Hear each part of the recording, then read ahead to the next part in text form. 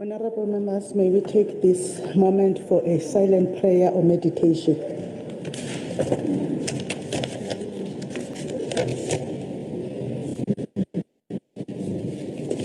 Amen.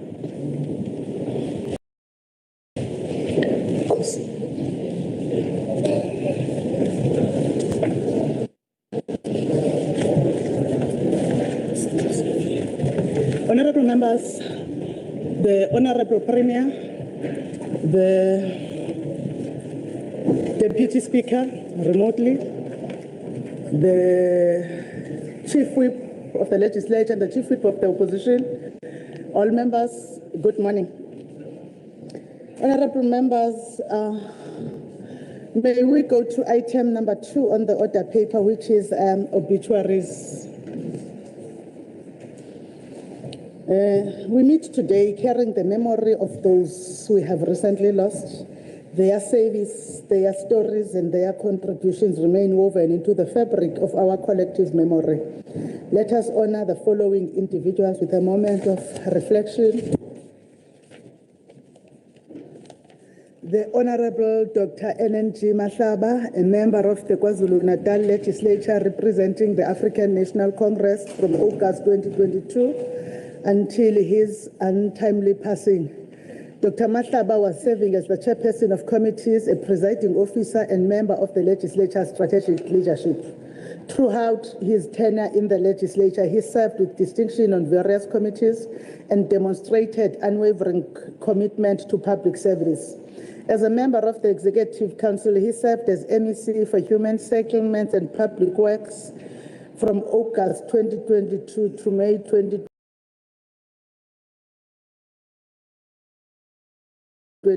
and subsequently as MEC for Sports, Arts and Culture from May 2023 until May 2024.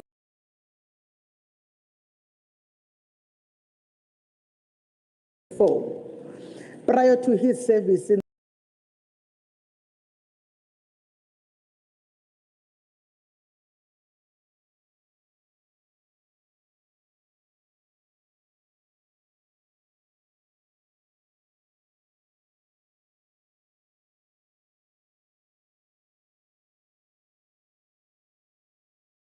of many. His passing is a great loss to his family, colleagues, constituents, and the people of KwaZulu-Natal. The second one is Mr. Sibusiso Blessing Gwala of the Ntuli branch of the Gwala clan at Eshowe, nephew to Honourable MP Gwala, the Chief Whip of the KwaZulu-Natal Legislature. The next one is Mr. Nkosenjani Vogwala of the Mbozamo branch of the Gwala clan at Emapepeteni, half-brother to Honourable MP Gwala. The next one is Mr. Mazwi Duma, nephew to Honourable S.A. Duma, MEC for Transport and Human Settlements and leader of government business. Mr. Mazwi Duma will be led to rest this coming Saturday at the Duma homestead in Umthwalume. Jaden Adams, a 25-year-old Mamelodi Sundowns and Bafana midfielder who passed away in Cape Town just days after representing the Republic of South Africa at the 2026 FIFA World Cup. Mr. Luqobo Makwetini, a 20-year-old former SA under-18 junior Springbok rugby prop who passed away in France after collapsing during a training session with his club, AS Beziers Herald. Members of the Msomi family, Mr. Msizi Maxwell Msomi, Mrs. Tandiwe Msomi, Mr.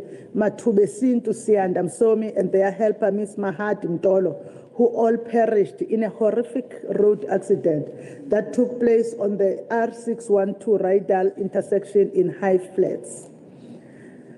Councillor Tina Sonke Dennis Ntombela, who served as a member of EXCO in the Umsunduzi municipality, an IFP National Council member, and chairperson of the party in the Indlovu district. He was also an Induna under Inkosi Ketokuhle Zondi of the Mpumuza Traditional Authority. Councillor Ntombela served the Msunduzi municipality as a ward councillor from 2006 until 2010. He later returned as a PR councillor from 2011 to 2016 before being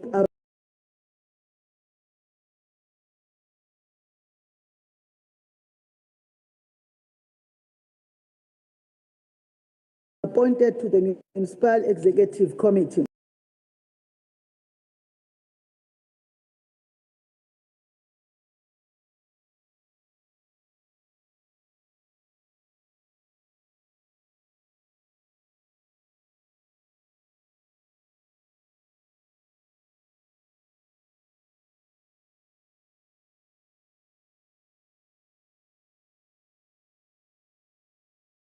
Violence, femicide, and hate crimes, public servants and traditional leaders of our province and the country, flood victims, artists and veterans of the entertainment industry, and all those who may have tragically lost their lives in the road accidents across our province in recent weeks. I now invite the House to rise with me to observe a moment of profound silence in honor of all those who have passed on since our last sitting, including those that may not be mentioned by name.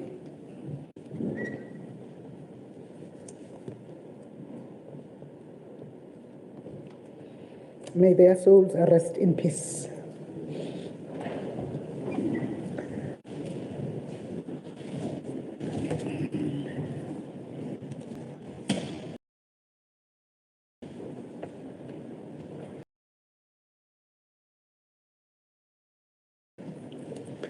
Honourable members, we'll move to item 3, which is apologies. We have one apology from the Honourable M.W. Twala, who will be engaged in examinations from today until the 16th of July. Notwithstanding these academic commitments, the Honourable member has indicated that he will make every effort to participate in the budget vote sittings, either virtually or physical, on days when his examination schedule permits, following until the completion of his examinations. I am advised that he will be available for some of the sittings today and may not be available for others. That will coincide with his exact time for examination. We'll move to birthdays. Honourable members, on behalf of all members of the House, I would like to extend warm belated birthday wishes to the following members who had recently celebrated their birthdays: the Honourable S.E. Hlomuka on the 2nd of July, MEC for Education; the Honourable S. Mngadi on the 5th of July; the Honourable N.B.Z. Cele on the 8th of July; the Honourable P.H.N.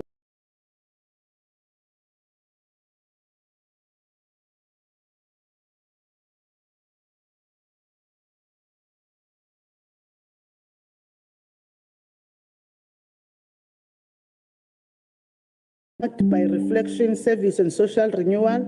The first one is the Nelson Mandela Month, which is observed annually in July, with the highlight being Nelson Mandela International Day on 18 July, commemorating Madiba's birthday. This period calls on all South Africans to honor his legacy of peace, justice and human dignity through acts of service and active citizenship. It is a time to recommit ourselves to building a society grounded in equality, compassion, and collective responsibility. Also, July is recognized as Men's Month in South Africa, a time to honor the role of man in society. However, it is also a moment for honest reflection in a country grappling with gender-based violence, femicide, child abuse, and mental health. Celebrating manhood must go hand in hand with accountability and transformation, including targeting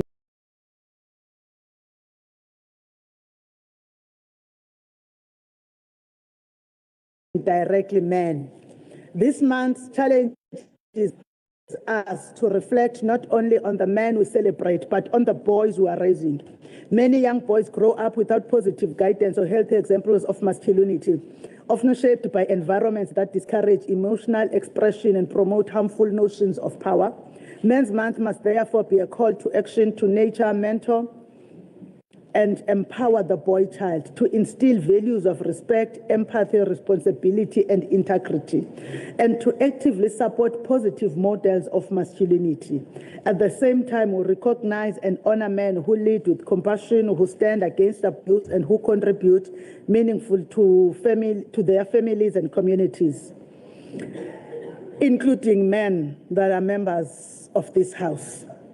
Let this month be one of reflection, healing, and transformation, because building a better society begins with raising better men. Other key July observances is that July is also taken as National Savings Month in South Africa. So we promote financial literacy and responsible spending. World Population Day, which was celebrated on 11 July, which raises awareness about population issues, sustainable development, and the importance of inclusive social policies. The next announcement will be party voting. During the sitting, honourable members are reminded that it will be conducted in terms of our standing rules regarding party voting, which is Rule 2884 of the rules, which states thus: open and close quotes. The presiding officer or chairperson must, before or at the start of the discussion on the matter, expressly inform members if a party vote will be taken. In line with the above, I can confirm that voting will take place on the appointment of MK Party Permanent Delegate to the NCOP, Portfolio Committee on Finance report on the 26-27 MTF General Budget, and report of the Standing Committee on Oversight on the Budget of 26-27 financial year. Bear in mind, honourable members, that a party vote is a collective vote on behalf of all the members of a party present at a virtual sitting, up to the total membership of that party in the sitting. I will, however, allow an opportunity for any individual member to vote differently from his or her party, or to abstain if any member wishes to do so. We will now therefore proceed with the next item on the order paper, which is announcements or reports by the Premier, which is item 4 on the order paper. I call for the Honourable Premier Ntuli. Thank you, Madam Speaker, Madam Deputy Speaker, the Leader of Government Business, MEC Duma, Honourable MECs, the Chief Whip of our Legislature, the Deputy Chair of Chairs, and the chairpersons of the portfolios, honourable members. Madam Speaker, allow me to begin by expressing my sincere appreciation to the members of this House for the dignity, unity, and maturity demonstrated during our final farewell to the late Dr. Ntuli Mahlaba, former Chair of Chairs, MEC for Sports, Arts and Culture, and former MEC for Public Works and Human Settlement, and a former Mayor of Newcastle local municipality. Honourable leaders, Madam Speaker, your collective presence and unwavering support ensured that he was accorded a farewell befitting a distinguished servant of our province and our nation. We further extend our profound gratitude to His Excellency President Cyril Ramaphosa for granting the province permission to honor Dr. Mahlaba with a special official provincial funeral. While departed from our midst, his legacy of selfless service, principled leadership, and unwavering commitment to the people of KwaZulu-Natal will continue to inspire generations to come. Honourable Speaker and honourable members, On another matter, our commitment to building a responsive and a caring government remains unwavering. It is for this reason that on Wednesday, 22 July, the provincial government will take Operation Sukumasake toward Duguza local municipality. This program remains one of the province's most effective mechanisms for bringing government directly to the people. It enables us to engage communities firsthand, identify service delivery challenges, unblock implementation bottlenecks, and ensure that departments work together in delivering practical and lasting solutions. It reflects our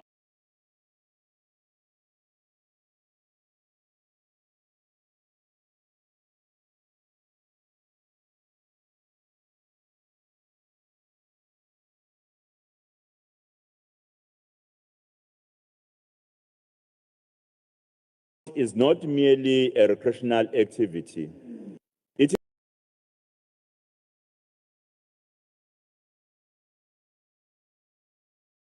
is an instrument of nation building, social cohesion, youth development, and economic growth. It is therefore my pleasure to announce that the 2026 KwaZulu-Natal Premier's Cup will be held over weekend on the 25th and 26th of July at the Sugar Ray Ekulu Stadium in Claremont and the Princess Makoko Stadium in Guamashu. The Premier's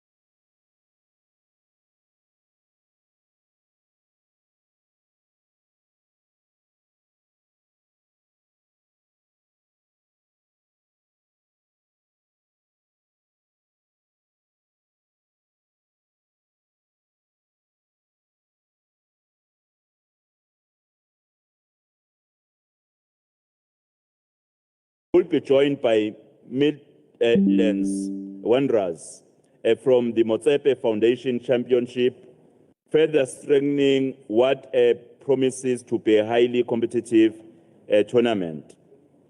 As government, we remain committed to investing in sport because we recognize its power to unite communities, inspire our youth, create employment opportunities, and contribute meaningfully to provincial economic growth. I thank you, Honourable Madam Speaker. Thank you, Honourable Premier. We'll now move on to item 5, which is tabling of paper.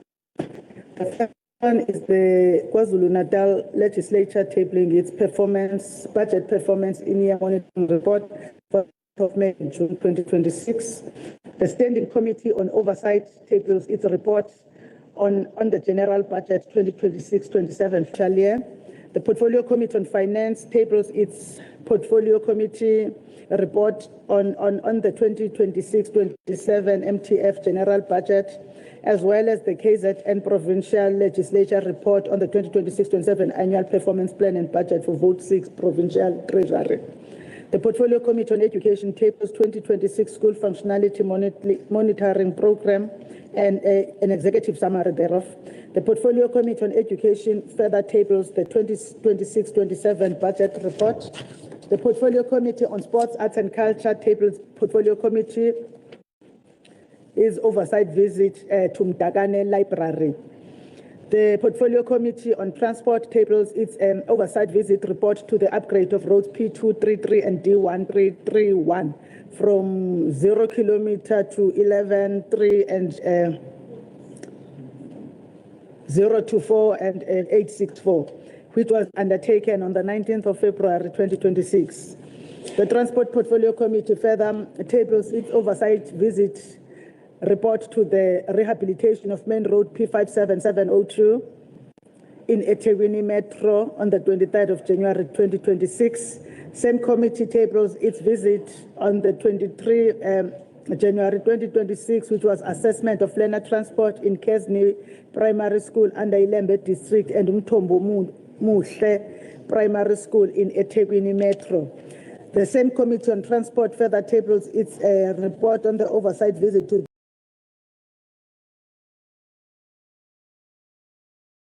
the next committee is the Portfolio Committee on Premier Community Safety and Liaison, which tables the Community Safety and Liaison Budget Report for 2026-27.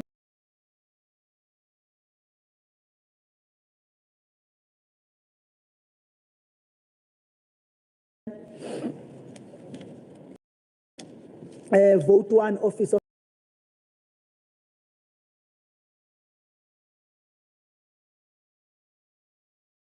the Premier.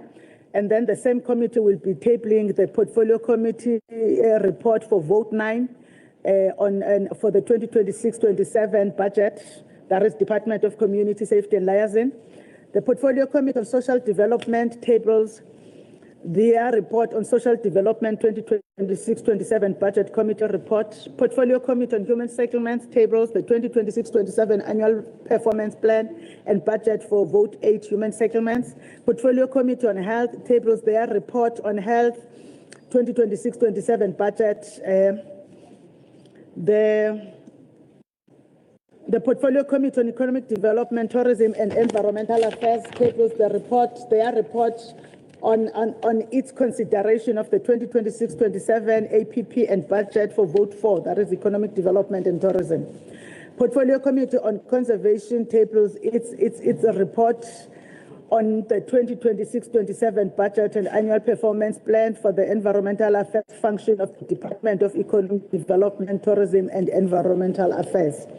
The Department of Cooperative Governance and Traditional Affairs tables the report to the KwaZulu-Natal Provincial Legislature in terms of Section 1312B of the Municipal Finance Management Act number 56 of 2003.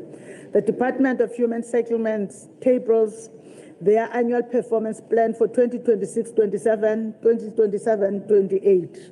The Department of Finance, which is Provincial Treasury, tables the Provincial Treasury annual performance plan for 2026-2027. The Department of Public Works and Infrastructure tables the department, their infrastructure, their 2026-27 annual performance plan. I'm sorry about that. Department of Public Works and Infrastructure tables the 2026-2027 annual performance plan. The Auditor General of the Republic of South Africa also tables the Consolidated General Report on Local Government Audit Outcomes for 2024-25. Is there any tabling that we may not have covered, honourable members? I'm speaking mostly to chairpersons of committees. Is there any committee's report that has been tabled and we have not recorded? And also members of the executive. Honourable members, order. We will move to item 6, which is formal motions or notices by the Chief Whip, which is item 6 on the order paper. I am now giving the opportunity to the Honourable Chief Whip, Honourable MP Kwala. Honourable Speaker, Honourable Premier of the province, the Leader of Government Business, the MECs, Chair of Chairs, Leader of Government, official opposition in absentia, colleagues in the Legislature and the Director General, I wish to report that the Office of the Chief Whip has no motions and notices today until further notice. Thank you very much. Thank you, honourable members. Thank you, Honourable Chief Whip. We will now move to orders of the day. The first order is on 7.1. Before I go to 7.1, I want to recognize the presence of the Honourable Member Chief Whip, your people are going out when you're just going to be voting. I want to recognize the presence of one of our delegates to the NCOP. I'm sorry, Honourable Billy, I am only recognizing your face now. You looked familiar. We are now on item 7.1, voting on the appointment of MK Party NCOP permanent delegate.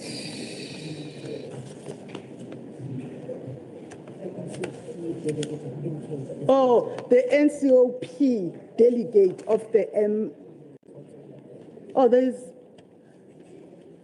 I am told that there is another delegate, permanent delegate, Honourable Zuma, Honourable Mhlongo. Honourable members, I request whips to remember that NCOP delegates always used to sit distinctly where we could see them. There is a space for NCOP delegates. When you bring them to your parties, you may make me look like I am not respecting their presence. You don't sit in your parties. You sit there as delegates of all of us. And Jomane, I recognize you. I am so sorry for not having recognized you. Thank you, Nopala.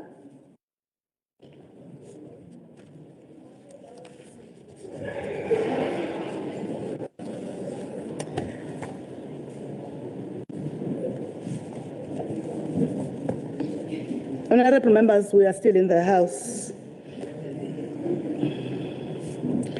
Honourable members will be reminded of the motion that was moved by the Chief Whip in our last sitting and on the appointment of the MKP NCOP permanent delegate, which we did not get concurrence, and we had said it will be in the order paper for voting in the next sitting of the House. I want to first thank the Chief Whip for moving the motion with notice at the last sitting, the appointment of a new MKP and COP permanent delegate. Honourable members, we need to vote on the motion with notice as moved. I will, before putting the motion to the House, I will, on voting matters, I don't want any mistake, including that we must ring the bells. And I don't know whose seat is the Honourable Mhlongo sitting on and whose seat is the Honourable Billy sitting on. Because the ripple effect is that if you are sitting on someone's seat during voting time, can we do that, Chief Whip, within the 3 minutes? We have up to 3 minutes. Ringing the bells, and Chief Whips also ensuring that members are sitting where they're supposed to be sitting. It's voting. It's voting. I'm speaking to basically to the two Chief Whips now. The Chief, they are 6. The Chief Whips of MKP and Chief Whips of DA in terms of sitting of members. No, Pala? I said the bells will be ringing for 3 minutes. Now, Ntuli, the bells will be ringing.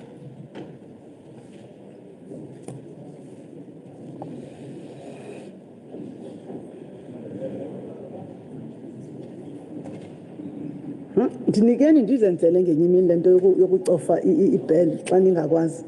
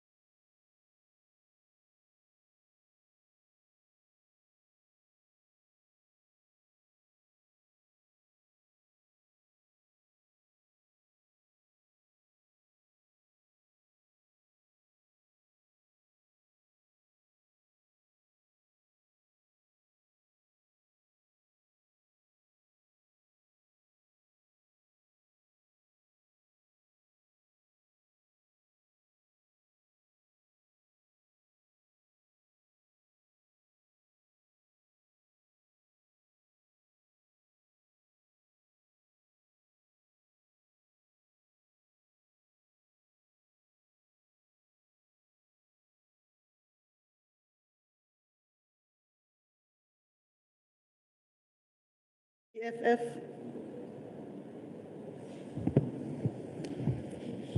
Thank you very much, Honourable Speaker. Greetings to yourself, all honourable members, the economic freedom fighters voting in support of the delegates. Thanks. NFP.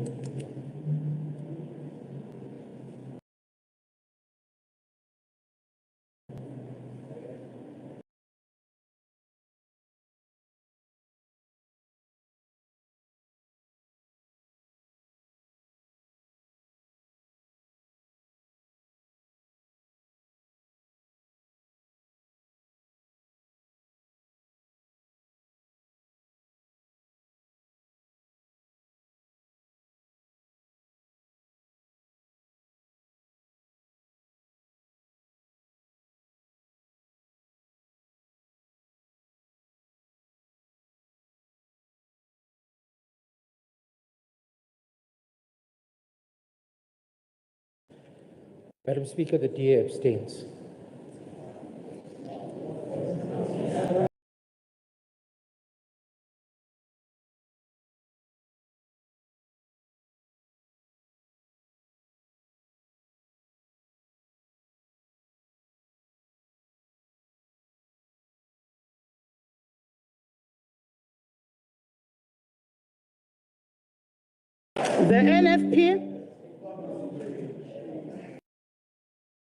The NFP is not connected in a manner that is consistent with the rules.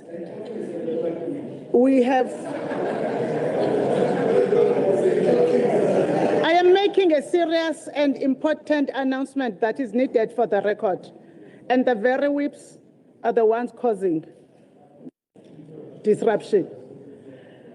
Honourable Member, I said the NFP is not connected in a manner that is consistent with them being allowed to participate, being able to participate. So we will take them that when we were doing this voting, they were not in the House. No, Bala, if you had, you would say that they did not participate in the voting. I have votes of all parties. Is there any member who wishes to express an individual vote?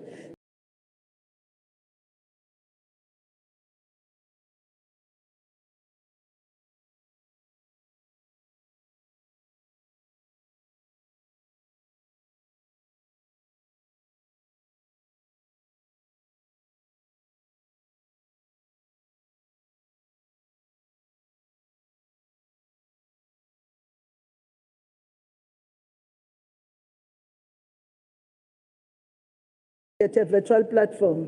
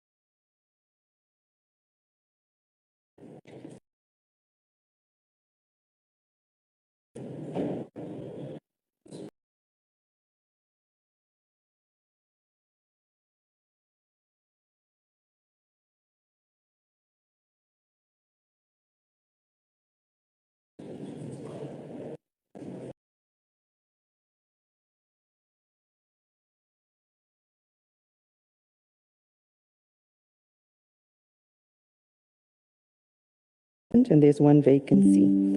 Madam Speaker, the voting results are therefore as follows. In support, 53. Against, no. Abstain, 22. In terms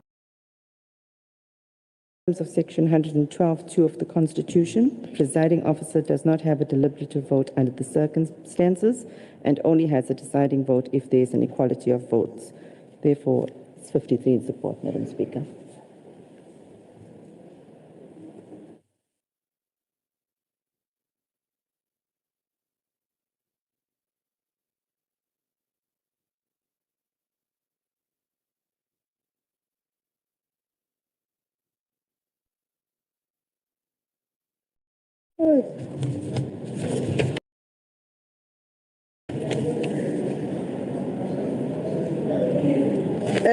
Honourable members, I therefore formally declare the result of the vote as follows. Those in favour, 53. Against, nil. Abstentions, 22. The ayes have it. The item on the order paper concerning the determination of the appointment of Inkosi Nhlakanipho Khulezweni Maphumulo as the permanent delegate to the KZN Provincial Delegation to the National Council of Provinces as nominated by Mkhonto Wesizwe is thus concluded. We now have a delegate, a full complement.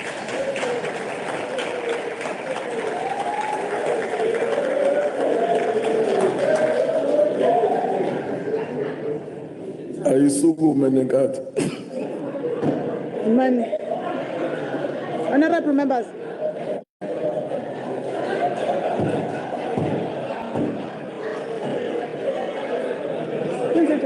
I missed the joke. I missed the joke, honourable members, and I think I'm glad I did. We will now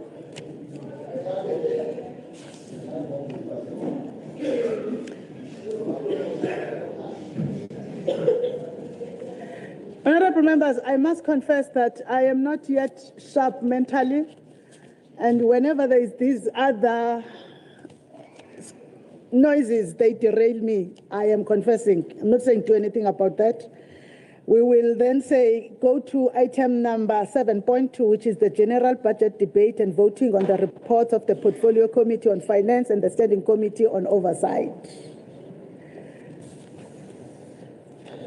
We will therefore call for the chairperson of the Finance Portfolio Committee, Honourable M.E. Dlungwana, to table the report for 15 minutes. I want to determine, you will be able to come this side, Chair. You're coming this side. Okay, thank you. I'm calling upon the chairperson, Honourable M.E. Dlungwana of the Finance Portfolio Committee, to table the committee report for 15 minutes.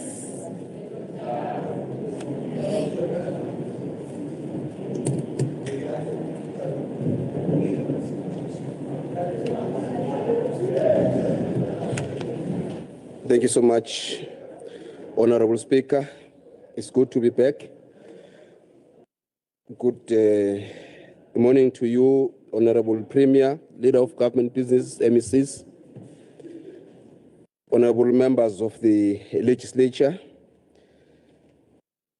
We deliver this report on behalf of the Finance Portfolio Committee. Honourable Speaker, I report here today that on the 10th of March 2026, the MEC for Finance tabled the KwaZulu-Natal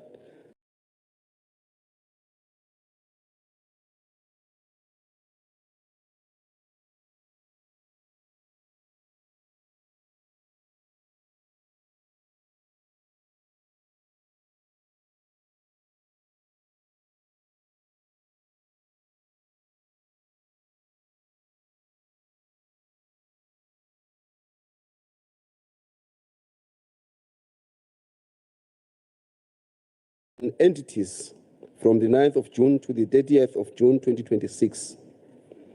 And the Provincial Treasury assisted us in this regard throughout the pre-briefing hearings prior to each hearing. And on behalf of the Finance Portfolio Committee, I extend a sincere appreciation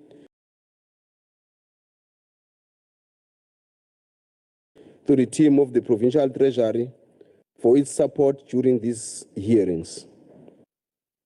I would also like to report, Honourable Speaker, that the KwaZulu-Natal Legislature, which is Vote 2, did not form part of the 26-27 Finance Portfolio Committee budget hearings.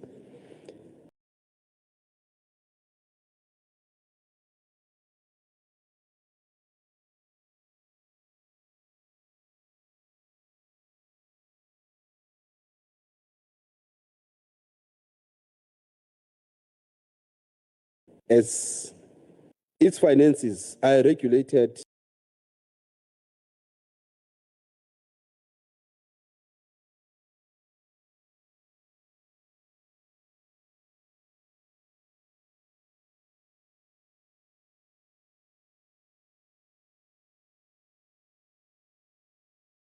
was aligned with the national and provincial priorities, confirm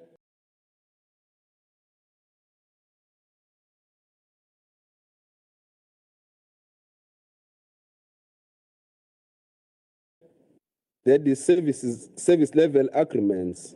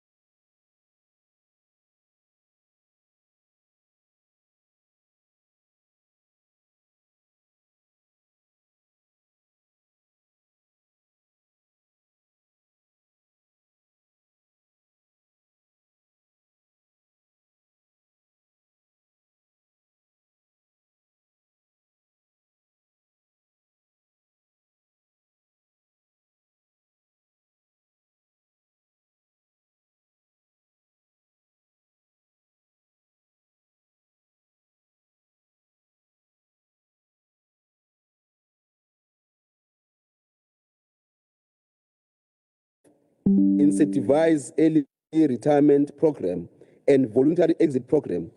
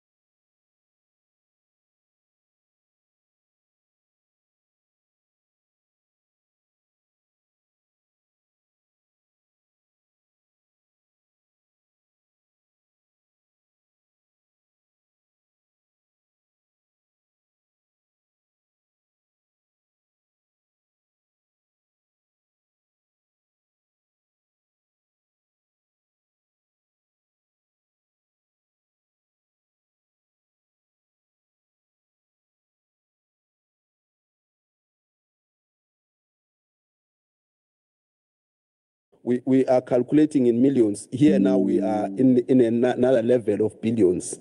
My apologies. So it's 140 billion, 147.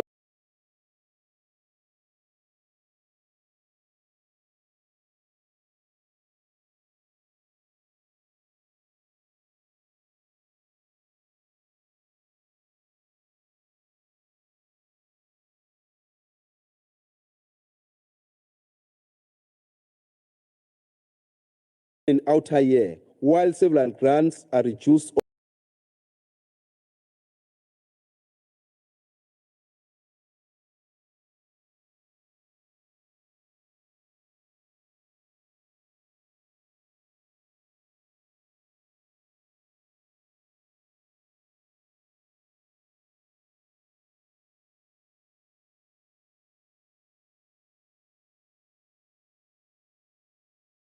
On provincial own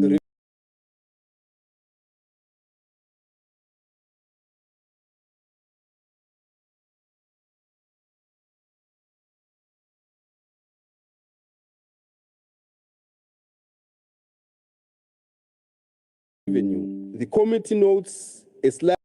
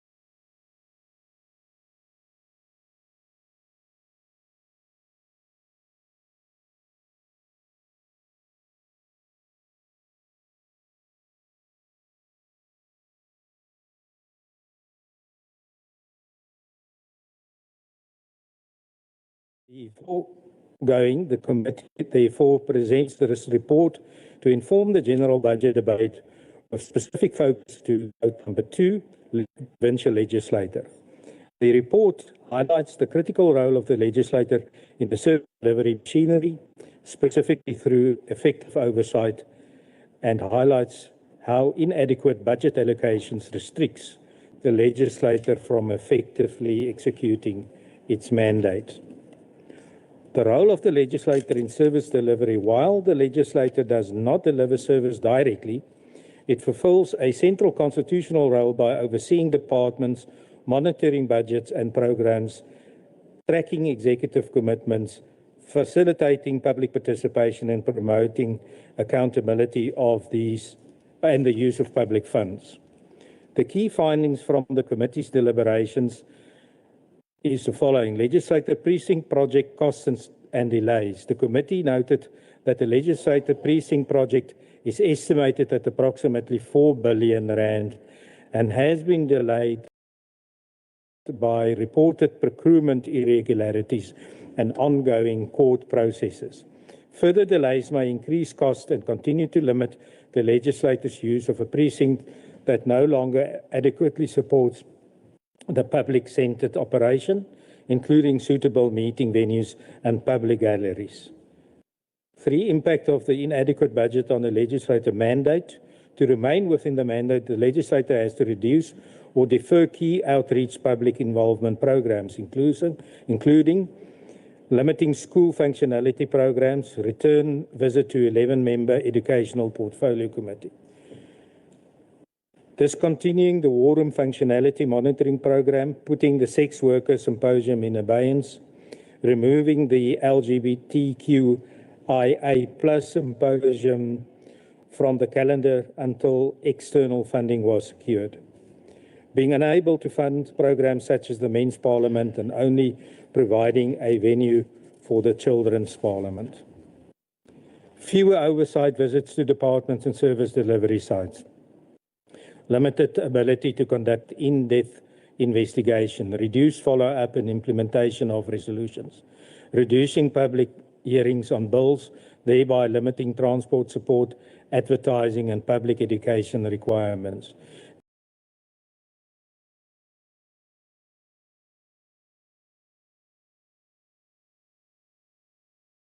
These constraints directly undermine the legislator's effectiveness.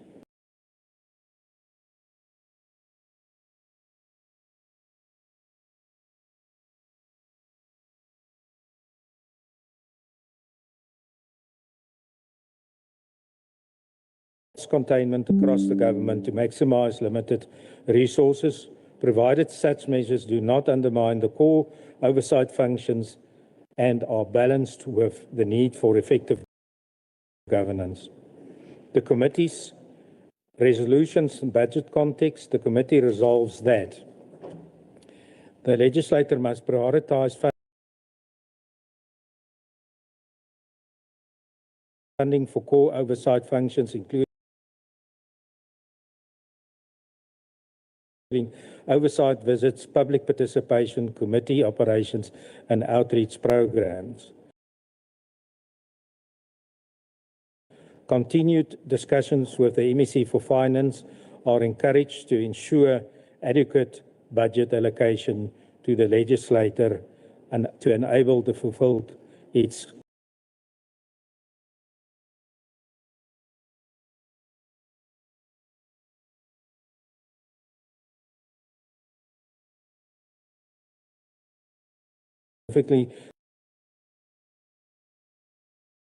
is the legislator's ability to hold departments accountable, prevent wasteful expenditure, improve services, delivery outcomes will remain compromised.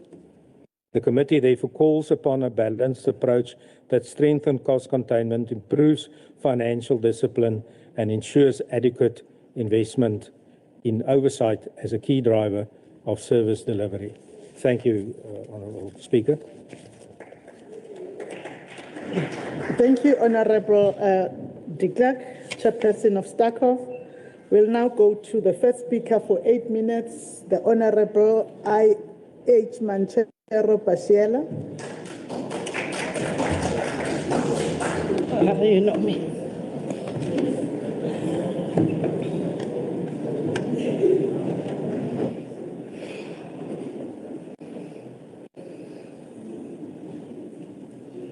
Can I start?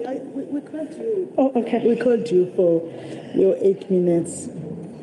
Honourable Speaker, members of the House,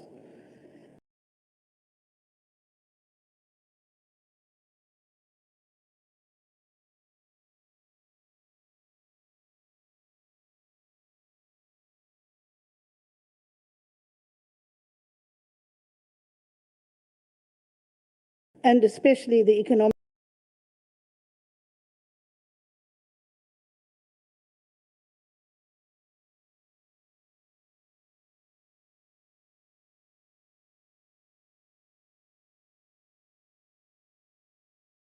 to deal with this crucial debate on the MTEF general budget.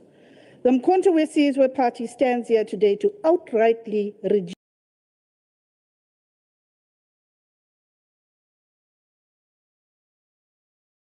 this Finance Portfolio Committee report on the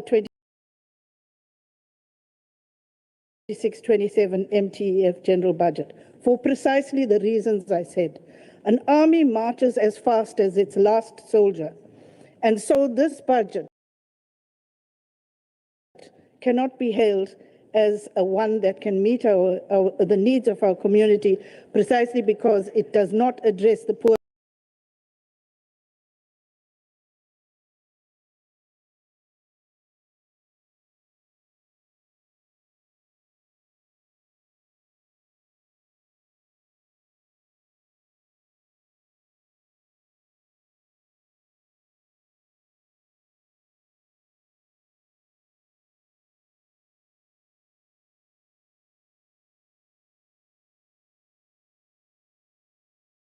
critical banner of inspiring new hope. The MK Party seeks a framework of cosmetic adjustments trapped with the paradigm of the national budget cuts, trying desperately to manage systemic decline rather than driving radical economic expansions. The committee tells us the province budget stands at 168.035 billion, with education, health and social development consuming 80.5%. On the surface, this is what sounds substantial, but in reality, it is a continuation of managed decline. After years of cumulative budget cuts exceeding 25 billion in some departments, since the 21-22 financial year, we are celebrating marginal increases offset by deeper slashing cuts in the out years of the MTEF. To give an example of this decline, let's look at Northdale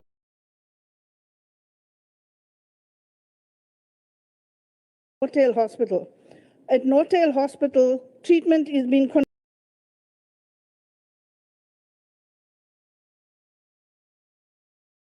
conducted in rat-infested environment, leaking roofs. This was not the case in 32 years ago, but this is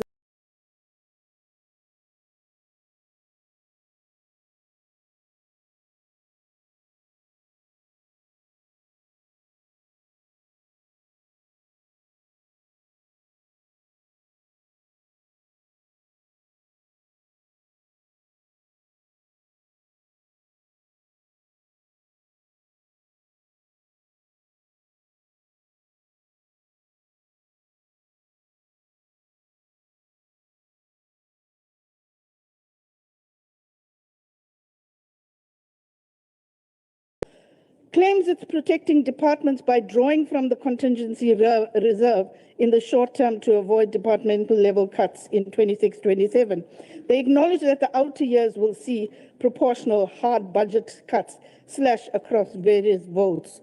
So how then, people, is there going to be any relief to you in the situation you are in, especially the poor?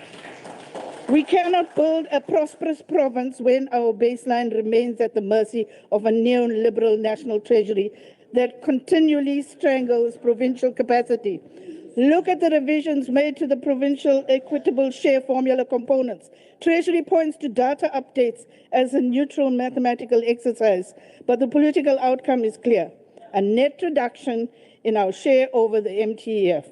They updated the poverty component using household expenditure data, recalculated the education component based on the 25 mid-year population estimates and learner unit record information and tracking system data, and updated the health component using district health information system, patient load data alongside a risk-adjusted sum component, and profiles uninsured individuals. Well, let me tell you about what health reach does not reach. There are 4 people in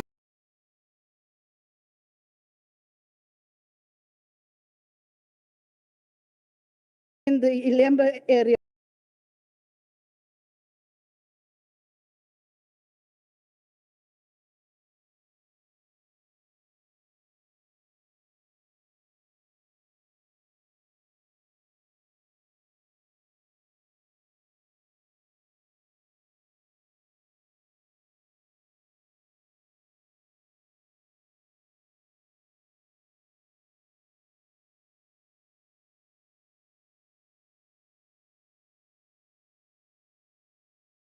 question the logic. 614 employees exit the provincial fiscus. Posts are refilled at entry-level salaries to realize savings, and these savings remain trapped inside departmental baselines. This is not transformation. This is cost shifting that risks service delivery while failing to inject fresh, skilled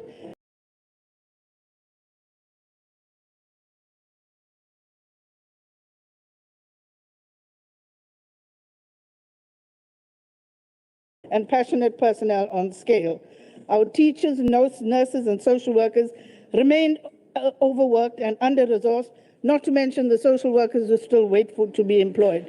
When you lock up 80% of your entire fiscal capacity into social consumption sectors, you leave less than 20% of your budget to stimulate actual productive economy of care. Neglecting the economic multiplier sector, this budget condemns our province to a permanent cycle of poverty and welfare dependency.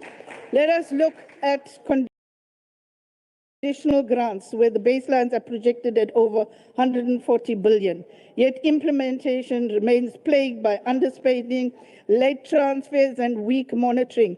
The EPWP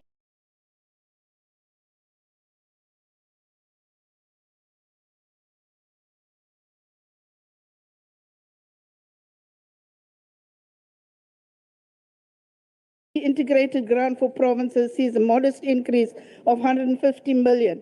But we all know how these programs often become vehicles for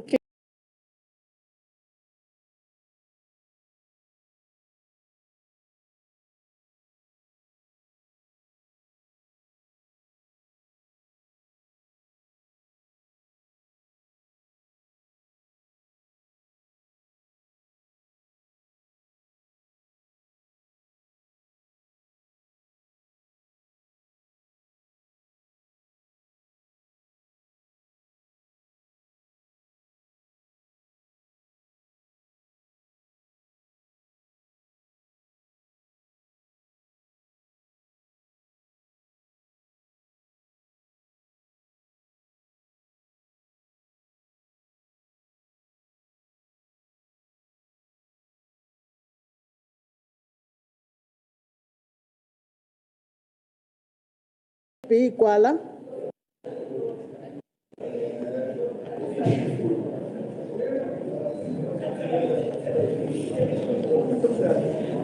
Honourable MP Kuala.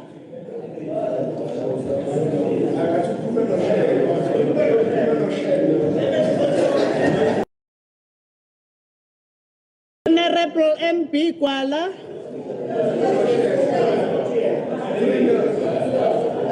Honourable MP Kuala.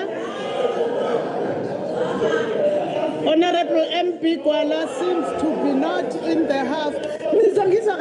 Honourable members, you are howling at me. I'm making a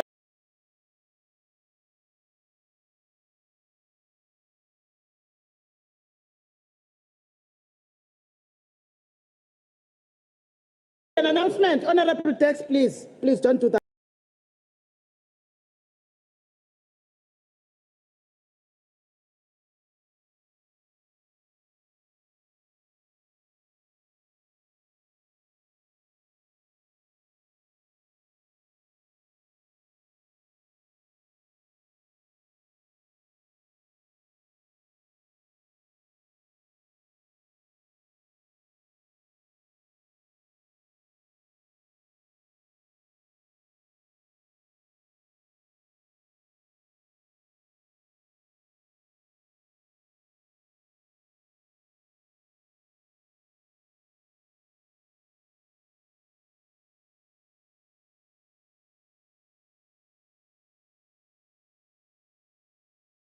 Is to our people.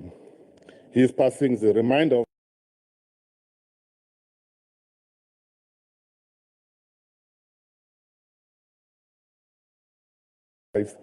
to the advancement of our democracy and the betterment for the society. May his family find strength and comfort during these difficult times. His legacy will continue to inspire those who have been entrusted with the responsibility of serving the people of KwaZulu-Natal. Sifisa ukubonga ntonankulu ngomsebenzi owenzile uwile umuthi omkhulu. Honourable Speaker, it is in that spirit that the African National Congress rises in support of the progress we have made over the last 5 years in the management of the country's finances.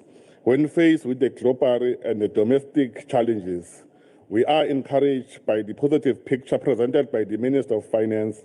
The economy is a final showing signs of recovery from the aftershock of the pandemic and the impact of the global conflict on the economy and instability caused by the 2021 July unrest, as well as the devastating weather conditions that destroy our province. The ANC welcomed the improving economic outlook for both country and the province, and the growing economy creates a fiscal space needed to invest in infrastructure, education, healthcare sector, and social development while stimulating private sector confidence. We remain as an ANC committed to building an inclusive economy that creates a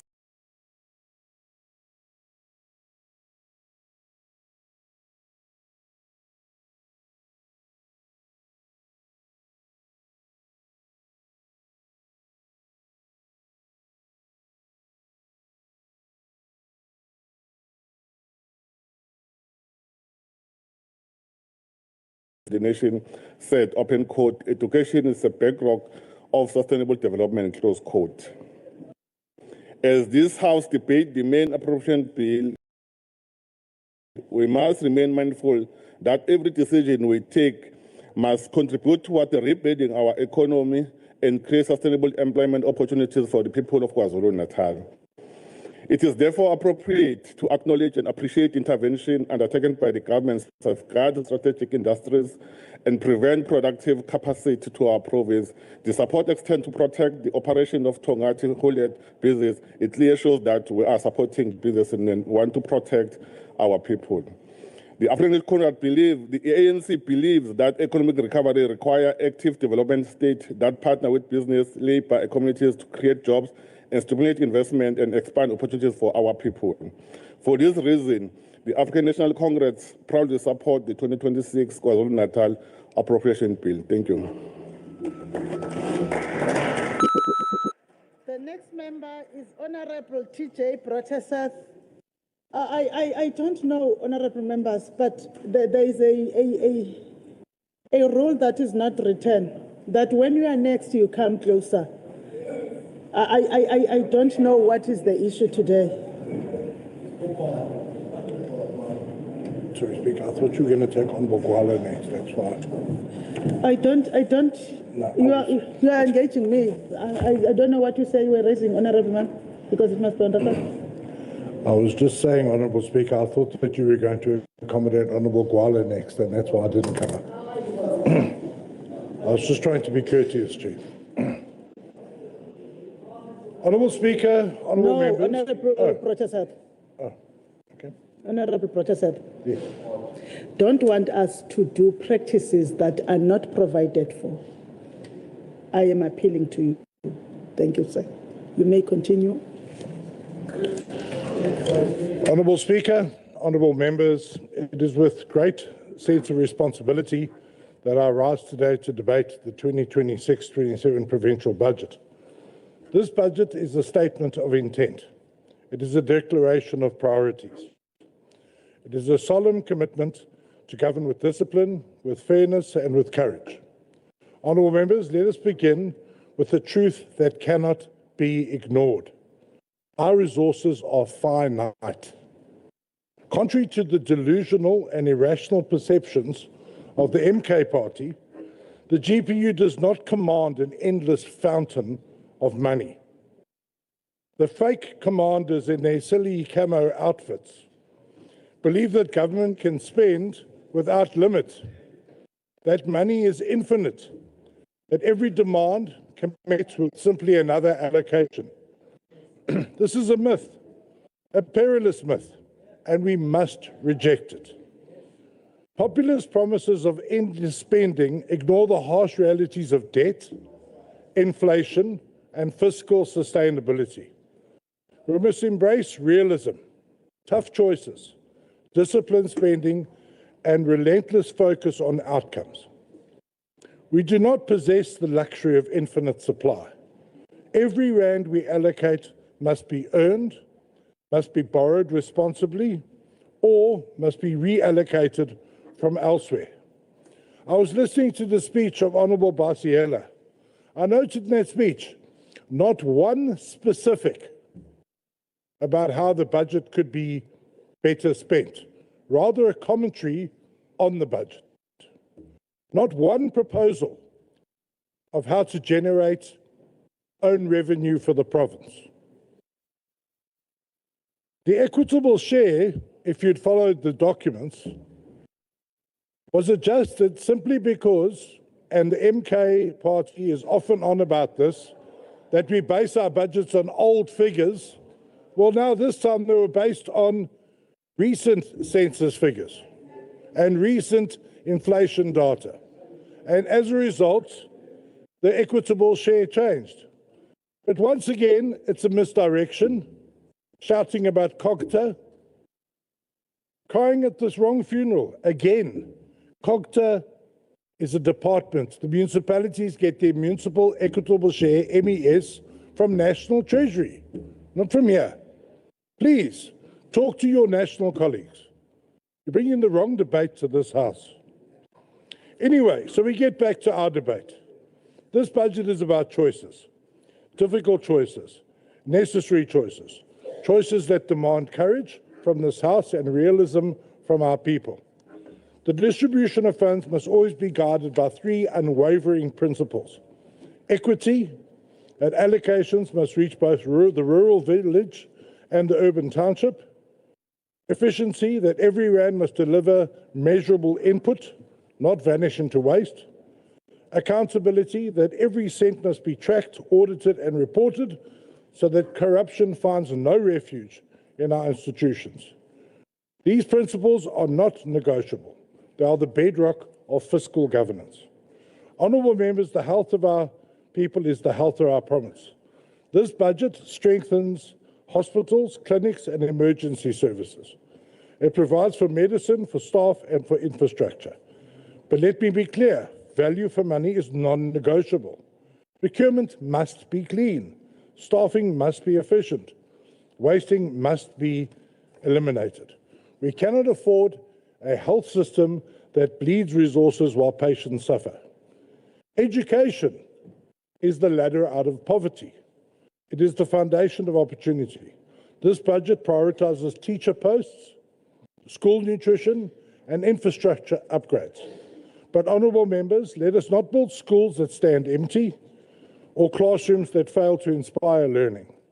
Accountability in education spending is not optional, it is essential. Every child deserves a classroom with dignity, not a monument to mismanagement. Housing remains a pressing need. This budget provides for new units, service sites, and upgrades to informal settlements. But let us be realistic. We cannot promise every citizen a house tomorrow. What we can promise is sustainable settlements, communities integrated with transport, jobs and services. We must build not only houses, but better communities. Capital expenditure is directed towards roads, bridges, water systems, and public facilities. These investments stimulate growth and create jobs. But, honourable members, infrastructure projects are notorious for overruns and delays. The budget demands stricter project management, tighter fiscal controls, and penalties for non-performance. We must build infrastructure that lasts, not monuments to inefficiency. This budget calls for strict fiscal governance. We must tighten our belts. We must eliminate waste.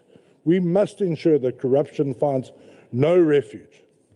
The key measures that we can employ to achieve this are expenditure reviews to identify inefficiencies, performance-based budgeting to link funds to measurable outcomes, enhanced audit capacity to detect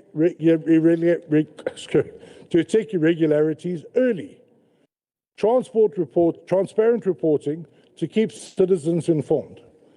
Fiscal discipline, honourable members, is not austerity for its own sake. It is the foundation of credibility. Honourable members, the phrase value for money must become more than just a catchphrase or a slogan. On the ground, it must mean the following. Every school built must educate. Every clinic funded must heal. Every road constructed must connect. We cannot avoid vanity projects. We cannot avoid politically motivated spending. The people of KwaZulu-Natal deserve results, not rhetoric. So while frontline services take precedence, we must also recognise the importance of economic development, environmental sustainability, and cultural investment. We must support small business. We must support tourism and agriculture. But the allocations must be strategic. We cannot spread resources so thinly that they achieve nothing. Concentrated, targeted investment is the path to growth. We must just again be reminded that government is not a fountain of endless resources, but a steward of limited means. We must prioritise, we must govern wisely, and we must deliver. Let us reject the easy rhetoric of unlimited promises. Let us embrace the harsh work of disciplined governance. Only then can we ensure that KwaZulu-Natal's budget is not just a document, but a living instrument of progress. I thank you.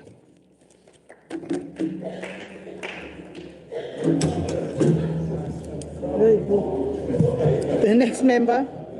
Honourable members, as I call the next member, we have also further provided the seat for the member to sit in the one that is usually used by the sergeant at arms. The one closer to the podium will be reserved for the member that will be debating in case there is a point of order. We have we just provided now, you are sitting correctly, Honourable Kanye, for now. We therefore call the next member for 8 minutes, which is Honourable Siti Kanye. Kanye.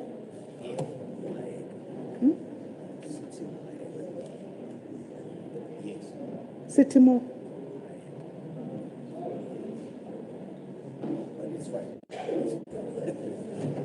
It's fine. No, nguwe member. You are the member in the house.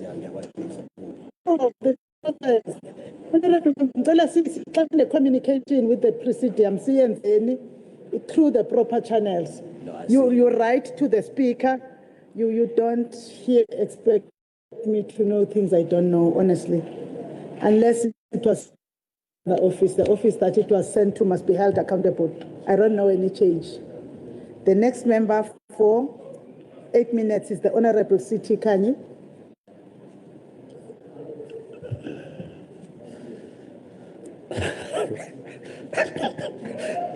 Honourable Speaker, honourable members, ngibingelela undunankulu wesilo omusha ongene manje ekseni. Okhona la kwi-visual platform inkosi uChiliza ngubonduna. I rise on behalf of Umkhonto weSizwe Party to firmly reject this Finance Portfolio Committee report on the 2026-2027 MTEF General Budget. This document, like previous ones, presents a polished narrative of alignment with priorities and minor fiscal tweaks, while the people of KwaZulu-Natal continue to endure collapsing service delivery, deepening poverty, unemployment, and persistent legacy of corruption and maladministration under the current governance arrangements. The report acknowledges that education, health, and social development consume over 80% of the 168.035 billion budget. Yet, what do our people see on the ground? Dilapidated school infrastructure, chronic teacher shortages, learners going hungry despite nutrition grants, and hospitals plagued by medicine stockouts, staff shortages, and long queues. Historical budget cuts since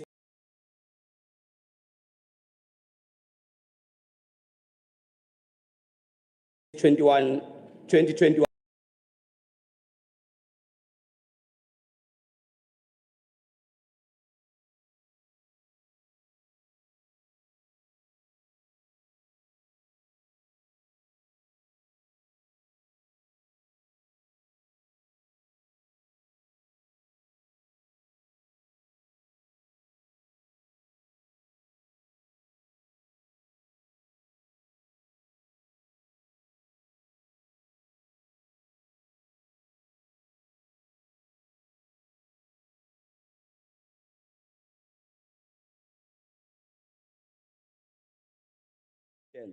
While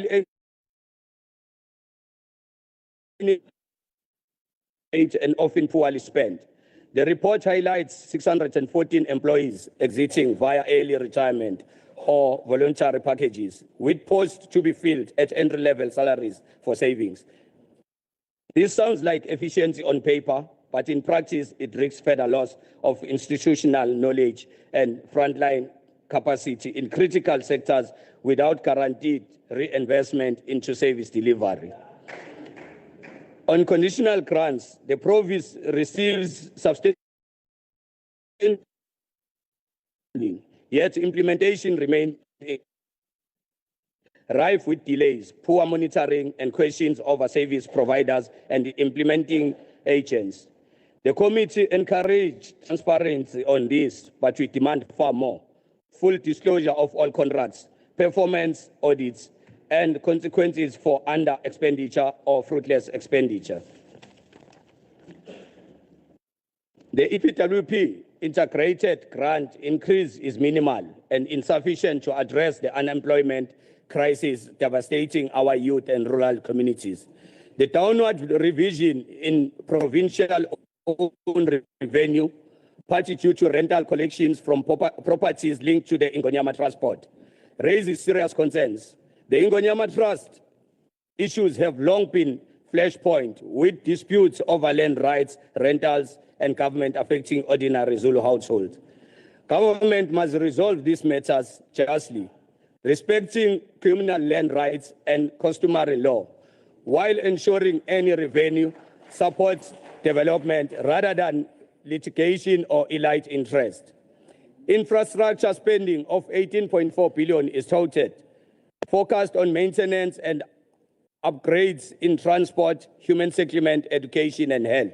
Yet, KZN roads remain potholed nightmares.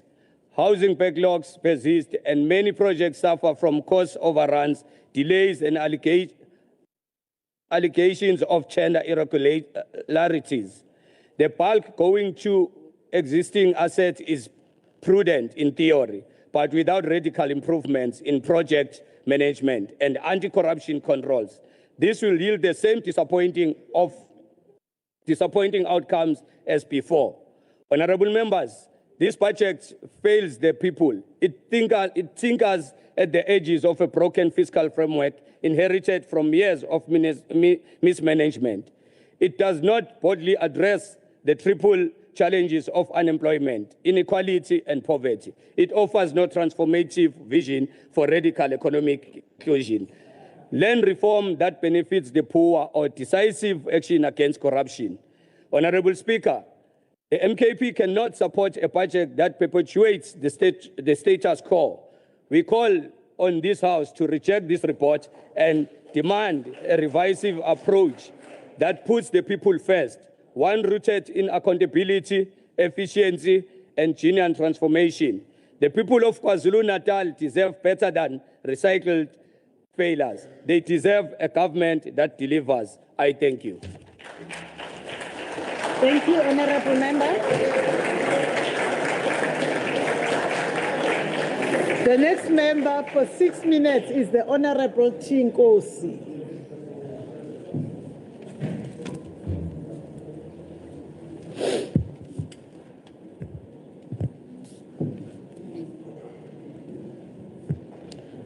Thank you very much, Honourable Speaker. Greetings to yourself, all honourable members. The economic freedom fighters rises to reject this budget because it is not a budget for the people of KwaZulu-Natal. It is a budget for maintaining the failed neoliberal economic order that has condemned millions of our people to poverty, unemployment, and hopeless. This budget confirms that the government of provincial unity has abandoned the revolutionary responsibility of the state to transform the lives of the poor. Instead of presenting a budget that is fundamentally changes the material conditions of the people, the MEC has tabled a document that merely managed poverty while protecting the interests of the political and economic elites. The MEC celebrates the reprioritization of 3 billion from Human Settlement Development Grant to the Informal Settlement Upgrading Partnership Grant. The FF asks a simple question: how do you solve a housing crisis by taking money away from housing? KwaZulu-Natal continues to carry one of the largest housing backlogs in South Africa. Hundreds of thousands of families remain in a waiting list, while thousands continue living in overcrowded informal settlement. The ANC-DA-IFP government of provincial units is telling people that they must become comfortable in living in formal settlement instead of receiving decent houses. The EFF rejects the thinking. Informal settlement should never become permanent because of the government failure. Honourable Speaker, the biggest enemy of confronting the people of KwaZulu-Natal is unemployment. Yet this budget offers absolutely no credible economic program capable of absorbing thousands of unemployment graduates, artisans, engineers, healthcare professionals, teachers, and young entrepreneurs into productive employment. Instead, government continues celebrating temporary poverty alleviation programs. The expanded public works program, the teachers assistance program. This program creates statistics, not careers. 70.1 million is allocated towards the teachers assistant program, while thousands of qualified teachers remain unemployed across this province. Schools continue operating with vacant teachers posts, while professional qualified teachers sit at home with degrees. How does this government justify temporary contracts while permanent vacancies remain unfilled? The economic freedom fighters are received to accept a model where young people survive on contracts that expire every month, while politicians congratulate themselves for creating jobs. Temporary work cannot replace permanent employment. Honourable Speaker, government proudly tells us that nearly 80% of provincial budget is allocated to education, health, and social development. The EFF say that means absolutely nothing if corruption continues swallowing public resources. How much has this government allocated towards strengthening financial governance? How much has been allocated to, in expanding forensic investigation capacity? How much has been allocated to supporting special investigating unity? How much has been allocated toward tracing, freezing, and recovering stolen public money? Every year, this legislature receives reports of irregular, fruitless, wasteful expenditure and qualify audits. Honourable Speaker, this government has accepted austerity as though if we're an unavoidable law of nature. The FF rejects this because it punishes those who did not create this crisis. Honourable Speaker, the people of KwaZulu-Natal deserve far better. They deserve decent houses, they deserve functioning hospitals, they deserve quality schools, they deserve permanent employment. They deserve a government that places public resources in the hands of the people instead of allowing corruption and poor planning to rob future generations. EFF believe this province must restore and expand funding for mass public housing construction, permanent employee teachers, nurses, doctors, and other frontline public servants. Invest aggressively in manufacturing, agro-processing, and infrastructure-led industrialization. Expand township and rural economies through radical localization and procurement. Strengthen anti-corruption institutions, recover stolen public funds, and ensure that every official implicated in corruption is held personally accountable.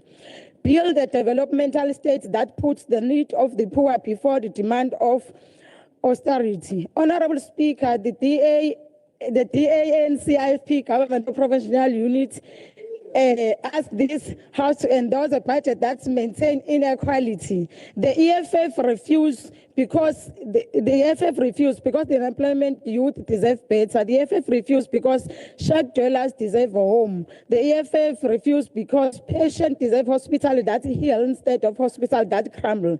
The EFF rejects because learners deserve school that prepare for their future. Above all, we refuse because the people of KwaZulu-Natal deserve a government that's governed in their interest. Thank you very much.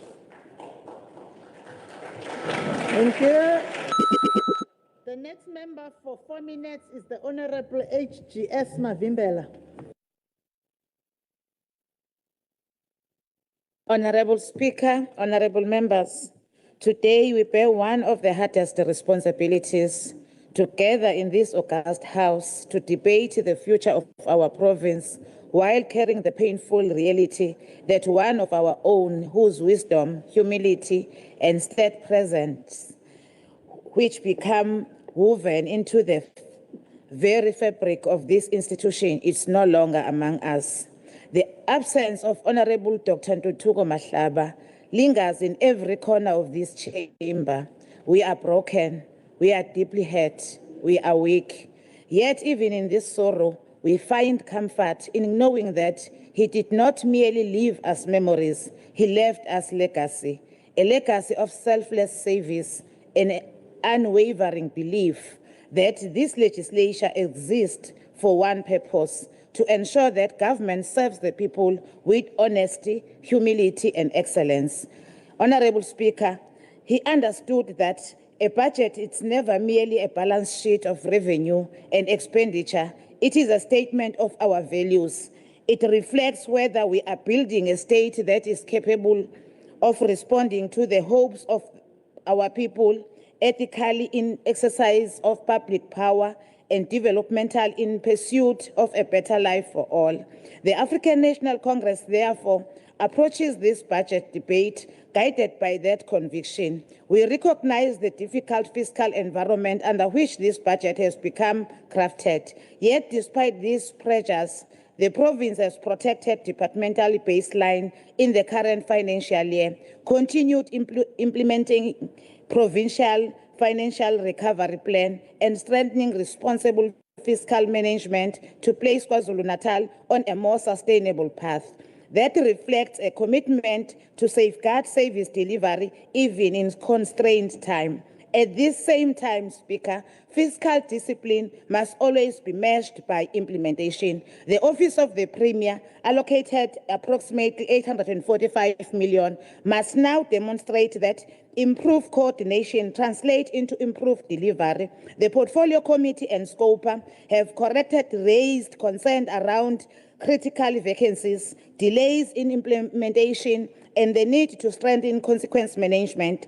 A developmental state cannot succeed where accountability is optional. Similarly, the allocation of over 730 million to provincial treasurer must become an instrument for developmental governance. The ANC expects this allocation to strengthen the financial oversight, entrench fiscal discipline, and ensure that every entrusted to the state is directed towards improving the lives of our people.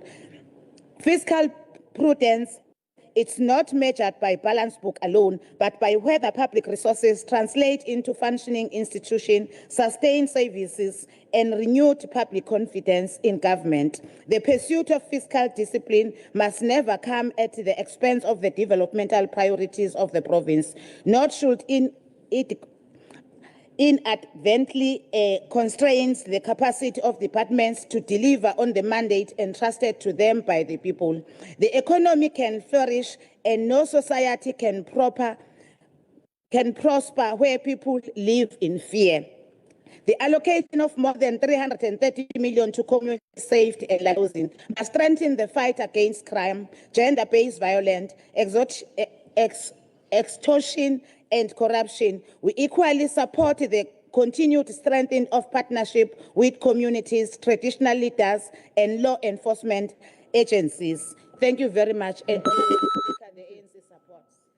Next member for 6 minutes is the Honourable MEC CM Shinga. Thank you, Madam Speaker. The Honourable Speaker, Honourable Premier, members of the Executive, Honourable members. Before I proceed with my contribution to this debate, allow me on behalf of the National Freedom Party to convey our deepest condolences on the passing of the two former servants of this legislature, Honourable Dr. Mahlaba and Honourable Nkwanyana. Since joining this House in 2021, I had the privilege of serving alongside both honourable members. Though we represented different political formations, we were united by a common constitutional responsibility to serve the people of KwaZulu-Natal. Honourable Dr. Mahlaba in particular served the institution with distinction as the chairperson of committees, bringing calm leadership, professionalism, and an unwavering commitment to strengthening the work of the legislature. Their contributions have become part of the institutional memory of this House, and we honour their service with gratitude and respect. May their souls continue to rest in eternal peace. Honourable Speaker, the National Freedom Party rises today conscious of the enormous responsibility entrusted to us by the people of KwaZulu-Natal. We do so with humility, but also with quiet confidence, knowing that our single seat in this legislature carries the voices of thousands who believed that the NFP must continue to have a place in shaping the future of the province. Over the past months, there have been many moments in which others expected the National Freedom Party to become merely an instrument of political convenience or a proxy for interests that were never endorsed by our voters. We chose a different path. We chose the difficult path, the path of constitutionalism, principled leadership, and service to the people of KwaZulu-Natal. As Maggie Kuhn wisely reminded us, speak the truth, even if your voice shakes. That principle has guided us throughout our work in the legislature. We have spoken when it was uncomfortable to speak. We have stood firm when it was easier to remain silent. We have placed the interest of the people ahead of political expediency because that is the mandate entrusted to us by those who voted for the National Freedom Party. The budget records total provincial planned spending of approximately 168 billion for the 2026-2027 year, supported mainly through equitable share, conditional grants, and provincial owned revenue. The NFP supports fiscal discipline. However, fiscal discipline cannot mean merely reducing expenditure. Real fiscal discipline means eliminating waste while protecting frontline services, reducing duplication while strengthening delivery, and ensuring that every rand produces measurable public value. We also welcome the additional allocations provided to education and health to address existing budget pressures, the expansion of early childhood development services, and the incentive funding allocated for health infrastructure. These are positive interventions. But allocation cannot be confused with delivery. A budget is a promise, expenditure is an activity, and development is a result. The NFP therefore asks, how quickly will school infrastructure projects be completed? How many clinics will have sufficient medicine and health professionals? How many rural roads will become possible? How many young people will obtain real sustainable work rather than temporary exposure without a pathway to employment? These allocations are welcome, but they must be judged against the scale of unemployment, against an expanded unemployment rate of 47.1%. These programs cannot remain scattered interventions operating in isolation. The NFP calls for integrated provincial youth employment framework, connecting skills development, work experience, enterprise funding, procurement opportunities, and placement into actual job. A young person must not move endlessly from one short-term program to another without becoming economically independent. Honourable Speaker, the figures are equally sobering. The provincial report shows that 27.3% of KwaZulu-Natal's population lives below the food poverty line, 49.6% below the lower bound poverty line, and 77.2% below the upper bound poverty line. KwaZulu-Natal also records approximately 4.247 million social grant beneficiaries, the highest number nationally. The NFP therefore calls for stronger investment in township and rural economies, local procurement, small enterprises, cooperatives, agriculture, tourism, and the creative economy. The budget must deliberately move opportunity beyond the major economic centers. The report itself shows that approximately 75% of the provincial economic output is concentrated in eThekwini, uMgungundlovu, and King Cetshwayo. The remaining districts cannot simply become reservoirs of labor and poverty. The NFP supports the broad developmental direction of this budget. Thank you. Thank you, Honourable Member. Your time has expired.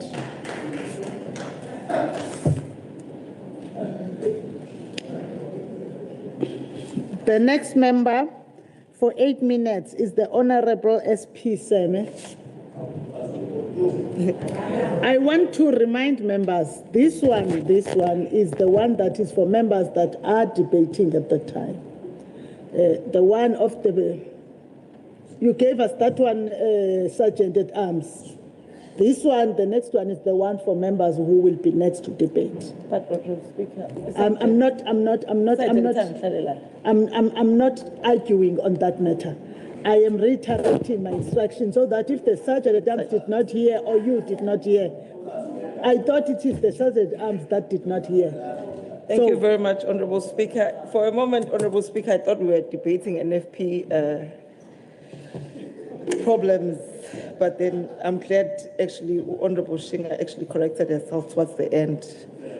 Honourable Speaker, morning to your good self. Honourable members, allow me to congratulate our Inkosi Ciliza for being appointed as the Prime Minister of the Monarch and the Zulu Nation. Condolences, Honourable Thelezi, Honourable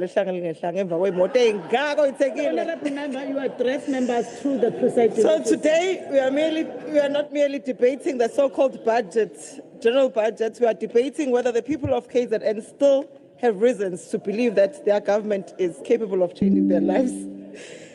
Because budgets are not simply accounting documents, budgets are moral documents. They reveal government priorities, they expose strengths, and they also expose failures.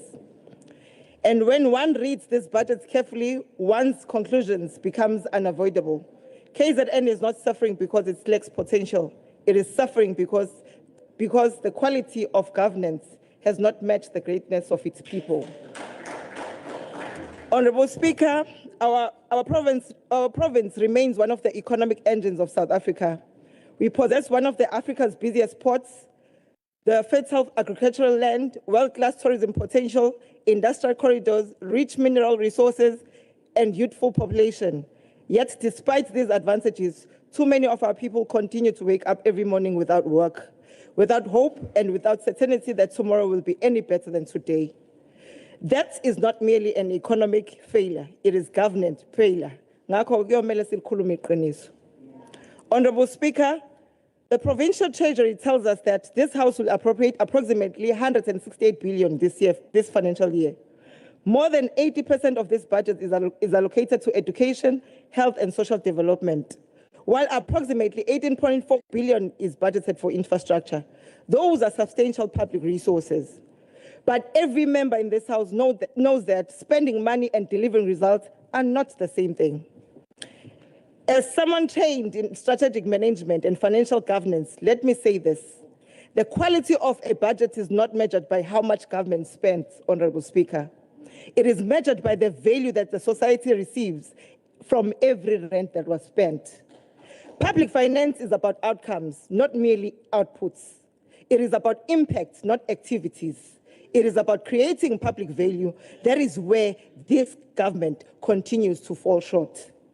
Honourable Speaker, throughout the Finance Portfolio Committee hearings, a disturbing pattern emerged.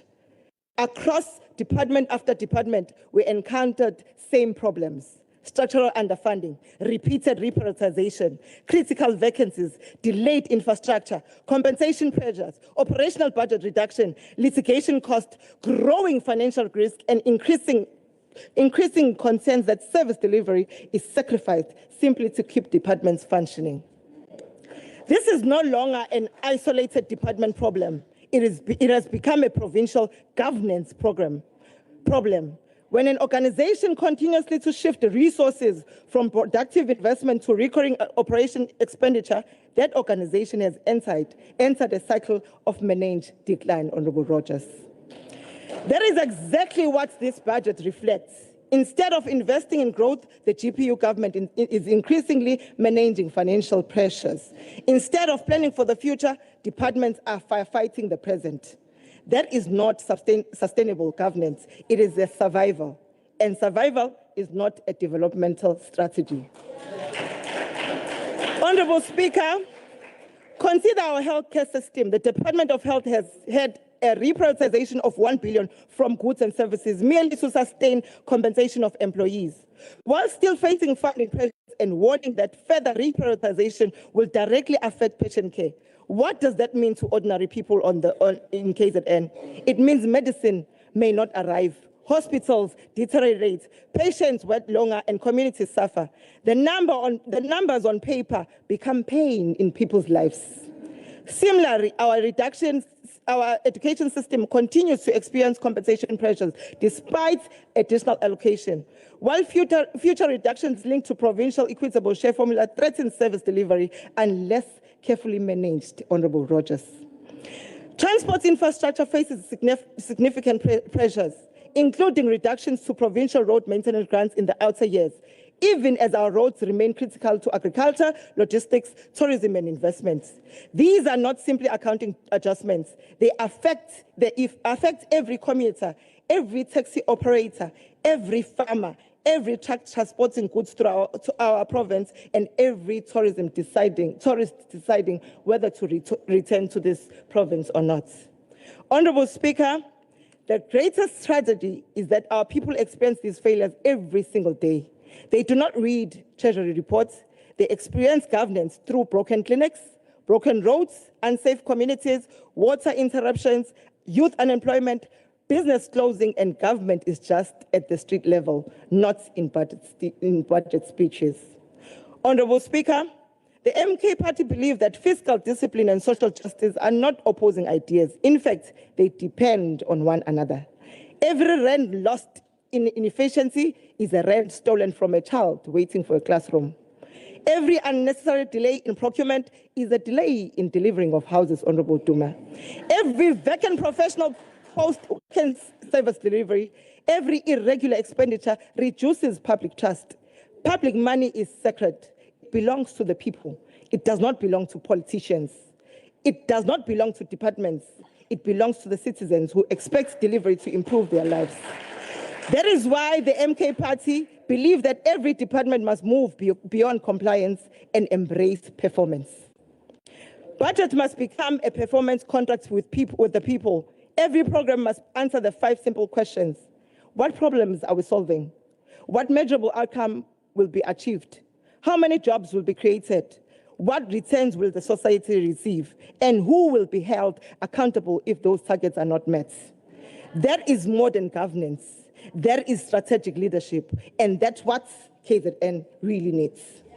Honourable Speaker, allow me to speak directly to the people of this province, to the young graduates in Umlazi, searching endlessly for work, Sanbonan, to the mother in Gwanongoma, waiting for quality health care, Sianizwa, to the farmer in Umkanyagute, living with fear of stock theft, the small business owner in Newcastle battling unreliable infrastructure, the fisherman on the south coast, Honourable Mgati, the sugarcane worker in the north coast, to the pensioner traveling kilometers simply to collect medication, to the every young person wondering whether opportunities still exist in this province, Asin Lahile. Your struggles are not statistics. They are a daily consequence of government that has not delivered the dignity promised by our democracy. The MK Party will continue to fight for the province where public funds serves the public interest, where governance is measured by results, and where every citizen can once again believe that tomorrow is better. We reject this budget.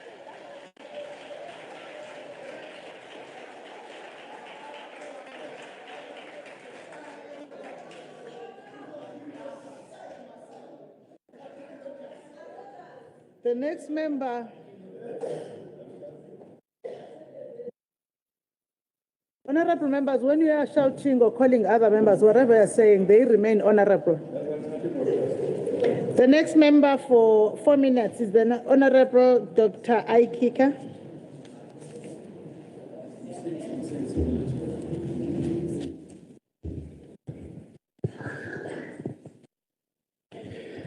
Greetings to you, Honourable Speaker, honourable members. It is well understood that oversight is not a budget line item. It is one of government's greatest investments. The legislature as an institution does not build hospitals, educate children, or repair roads. Our constitutional responsibility is to ensure that those entrusted with public funds are held accountable for how they spend these funds. Oversight, therefore, is the first line in the defense against waste, corruption, and poor service delivery. Every rand spent on robust and effective oversight is repaid many times over, saving billions by preventing waste, theft, capture, thuggery, and ensuring that the scarce public resources are directed towards our hospitals and our schools, for example. And this, so long as Zuma is nowhere near the government. The stack of chairpersons report correctly concludes that the constrained budgets have reduced oversight, investigations, and public participation, and follow up on committee resolutions. These are precisely the tools that enable this House to improve the lives of the people of KwaZulu-Natal. Within this framework, the legislature continues to achieve because every rand is stretched and there is fiscal discipline. Madam Speaker, the GPU works.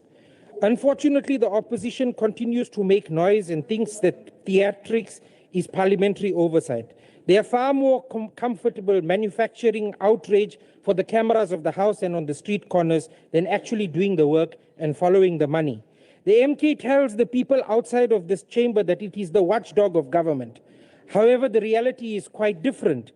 They resemble that watchdog that sleeps through an entire burglary and only wakes up when the owner gets home to then bark. Without a shred of doubt, they are feckless. They have become, the lack of oversight emanates from them. They're feckless opposition where they think that it is only noise and slogans instead of bringing solutions like the speech just before me. And disruption instead of decorum is actually good for the people of KwaZulu-Natal. We deserve an opposition that comes here presenting something to us that is useful. And we'll deal with the 15th of December in next week's debate. The DA, by contrast, believes that accountability is measured not by who shouts the loudest, but by those who ask the toughest questions, who scrutinize expenditure most rigorously and follow the money and the recommendations made by committees. This is the duty that we have to the people of KwaZulu-Natal and what they've entrusted us to. As a responsible partner of the GPU, we also recognize that the budget allocations must be justified. The KZN Legislature, through Stackhoff, has demonstrated prudent financial management, careful stewardship of public resources, and strong commitments to the people of KwaZulu-Natal. Madam Speaker, the GPU works. We should prioritize funding for committee operations and for visits. We should also prioritize and adopt an increasingly risk-based approach to oversight that departments can use to ensure that the work of the people is done properly. The bottom line is that we must go and see for ourselves. Effective oversight is not a luxury. It is one of government's soundest investments. Every rand spent in enabling rigorous, unapologetic oversight has the potential to save money and many more rands instead of wasteful expenditure. Tightening accountability is absolutely essential, and improving service delivery is what emanates therefrom. For these reasons, the Democratic Alliance supports the Stackhoff report. Nkosi Sikeleli, Africa.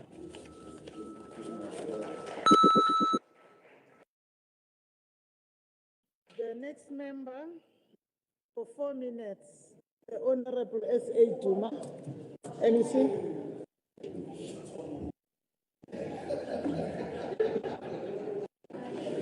Honourable Speaker, the Premier, the members of the ourselves Provincial greeting this morning with excruciating pain that we felt after the loss of our beloved Junda, the doctor who was cross-country province of KwaZulu-Natal. We do want to, however, mention that it was heartwarming to see majority of the members representing different political parties. That what shows the issue and the spirit of Ubuntu. We are so grateful that you were there and present, comforting the ANC and the family of the Mahlabas. I do want to elevate the principles, Honourable Speaker, that when we deal with the issue of finance, like Honourable Dlungwane has done, just a matter of lexicon and ensuring that we do present the reality. I don't think at this point in time we have a member who can categorically say that there is efficiency in terms of what we have. The country that is so richly blessed with mineral resources, I think we could still do more. The reality of the Division of Revenue Act, the mainstream of the budget, Honourable Speaker, we do still feel that as the province of KwaZulu-Natal, we will be somehow deprived as to how the issue of per capita allocation is done. Nevertheless, with the conditions that we have, we must still proceed. I've listened to the debate. Others are debating as if there is adequacy ratio when it comes to the allocation. Others are debating as if there is value for money that we are not taking into cognizance. In fact, I've even listened to an external speaker, the wolf, promising a sheep and over-promising that I'm going to protect you. Whereas the real guardian of a sheep is well known. I felt and heard that sentiment, Honourable Speaker. I think the appropriation at this value in the province of KwaZulu-Natal, with the little that we have, more than 160 billion to provincial government departments to strengthen service delivery and achieve priorities in the NC manifesto. The issue of job creation through infrastructure, welcome the allocation for over the next 3 years on infrastructure projects in all corners in the province of KwaZulu-Natal. Ensuring compensation of all workers as they are the engine of service delivery. Welcome the allocation to education, health and social development departments. As we understand, Honourable Speaker, when we talk about education, it is a macrocosm. It should be anyone's business, not a departmental matter, not a certain cabinet matter, but everyone must partake in understanding and even shaping of what ought to be done. Welcome the budget of 4 billion for the National School Nutrition Program grant, more than 2 million learners in quintiles 1 and 3, Honourable Speaker.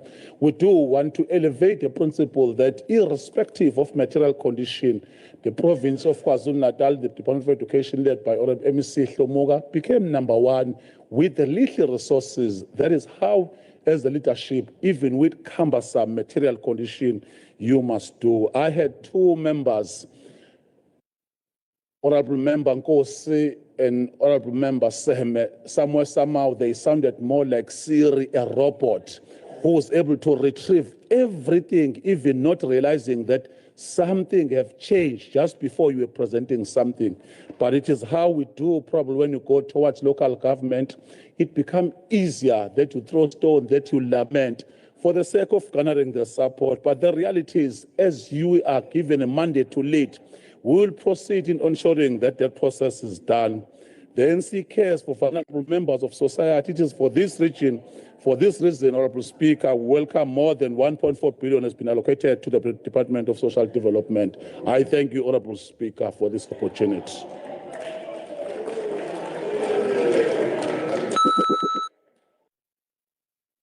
Thanks, Honourable Member. Order. We now ask for Honourable M.A. Dix to present this debate for 12 minutes. Over to you.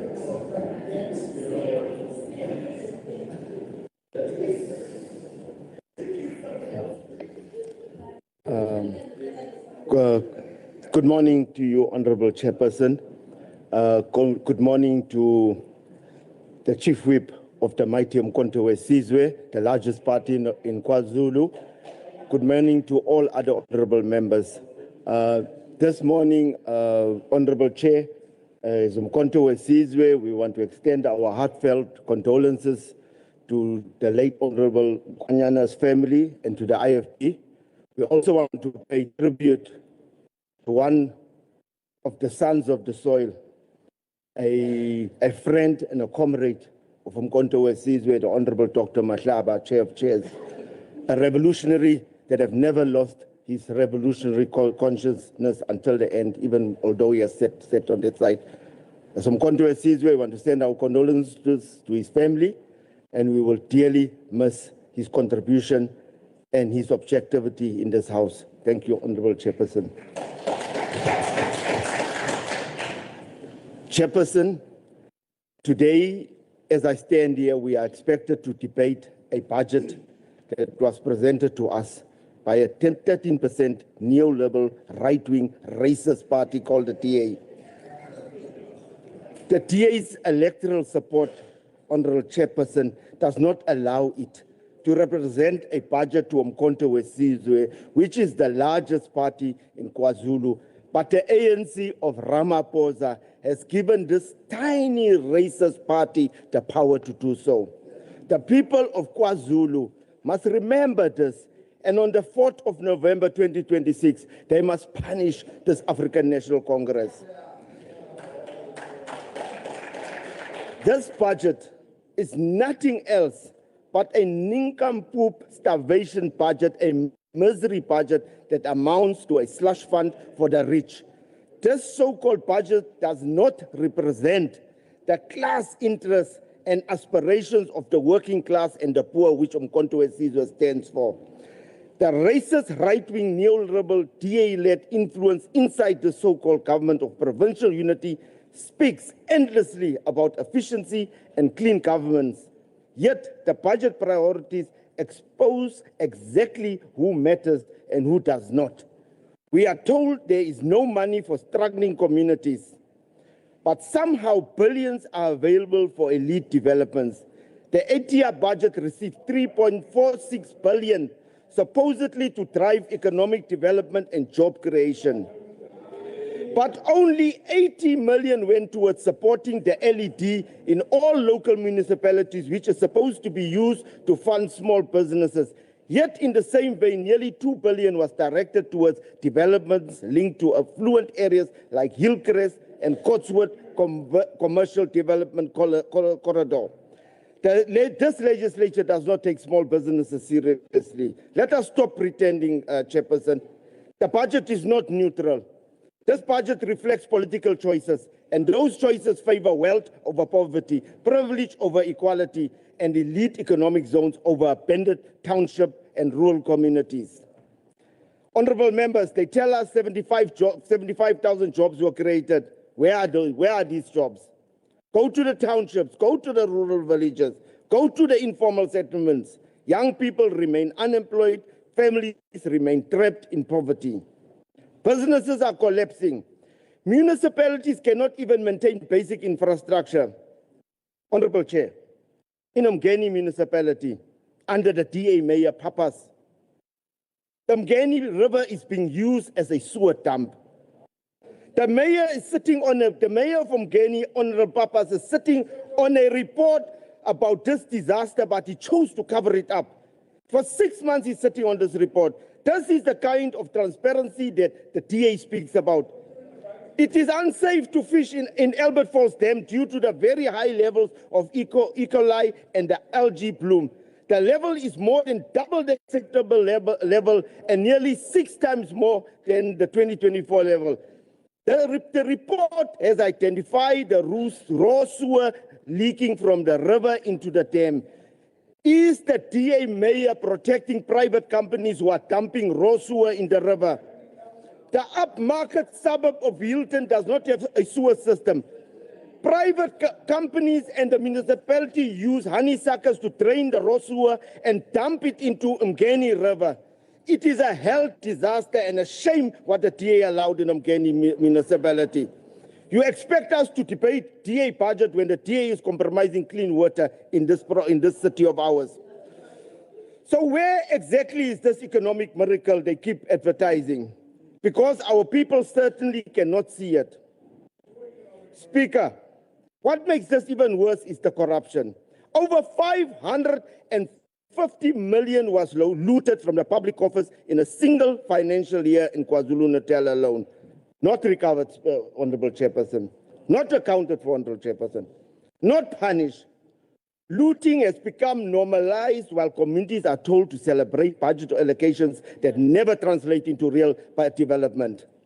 The truth is simple. You cannot build functional provincial government without accountability. You cannot solve financial collapse with public relations campaigns. You cannot fix provincial departments while rewarding incompetence. And you certainly cannot claim to govern for people while budgets continue to benefit elites over the poor. It does not provide meaningful accountability.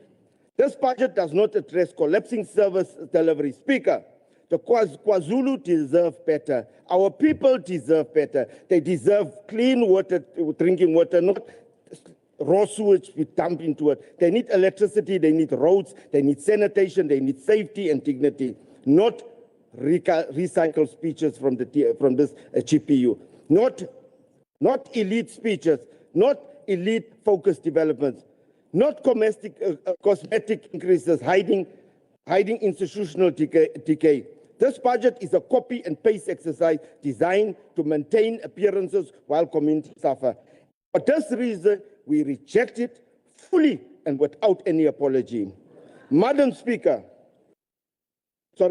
Chairperson, there are statements that the soon outgoing MEC of Finance made, which cannot be left unchallenged during this current budget debate and during previous budget debates, because the honourable MEC waits because he is the last one to speak. Then he makes these statements and he thinks it's going to go unchallenged. But today we're going to challenge those statements.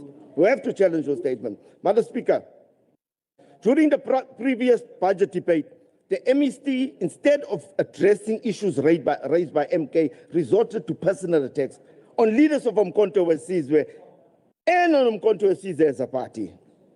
The MEC made statements previously that Honourable Sema, who has the MBA degree, amongst other degrees that she holds, does not know what a balance sheet is. The MEC made that statement.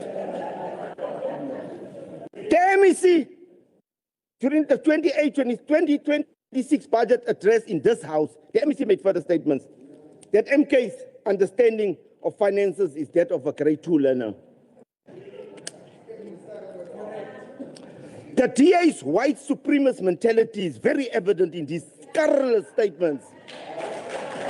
Madam Speaker, Honourable Chair, a matriculant cannot say that an MBA graduate doesn't know nothing about finances.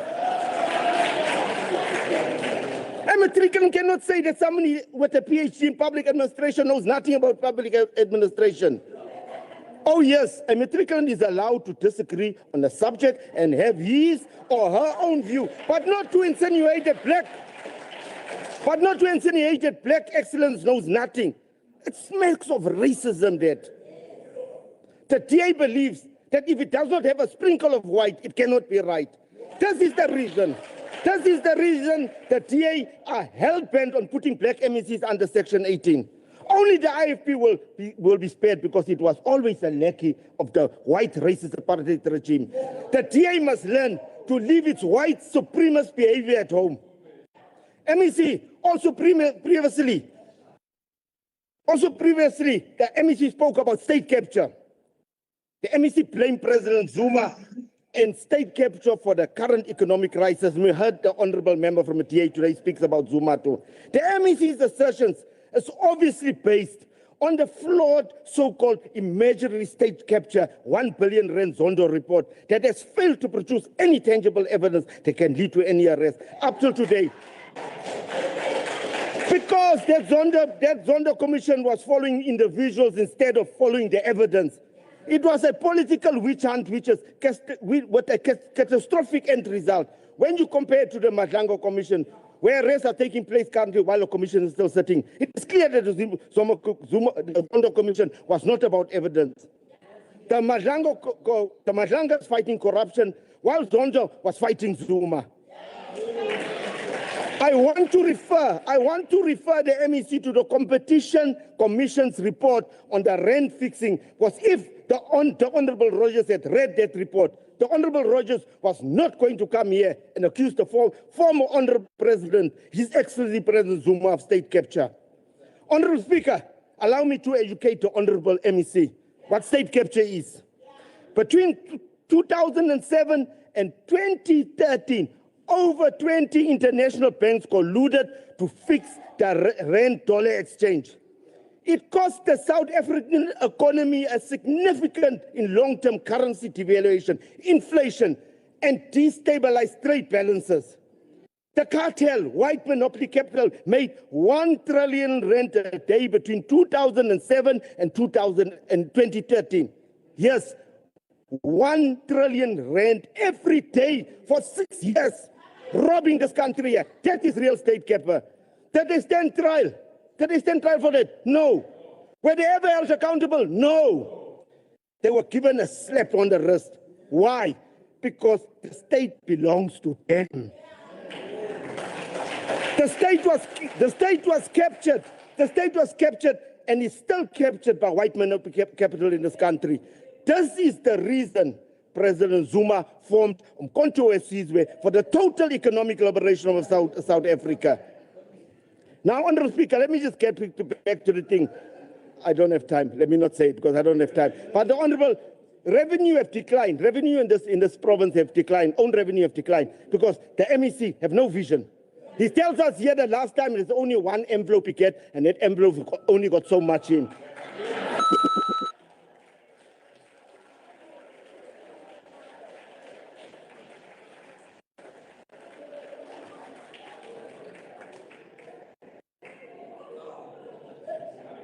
Honourable Chairman, let us allow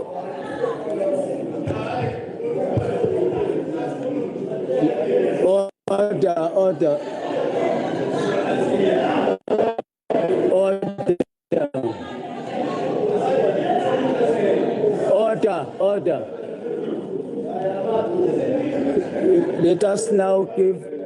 Let us give an opportunity to Honourable MP Carter to represent the IFP for 8 minutes. Honourable Speaker, who is chairing the meeting, Demande, Honourable Premier, Honourable MECs, Leader of Government Business, Honourable Members, we We all echo the sentiments expressed by the speaker after speaker with regards to the untimely passing of Dr. Ntuli Mahlaba, who led the office of the Chair of Chairs in this House with decorum. May his soul rest in eternal peace.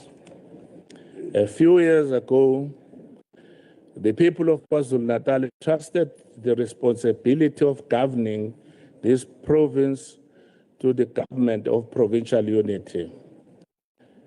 They did so with expectation that political leaders would place the interest of the people above partisan considerations and work together to address the challenges facing our province.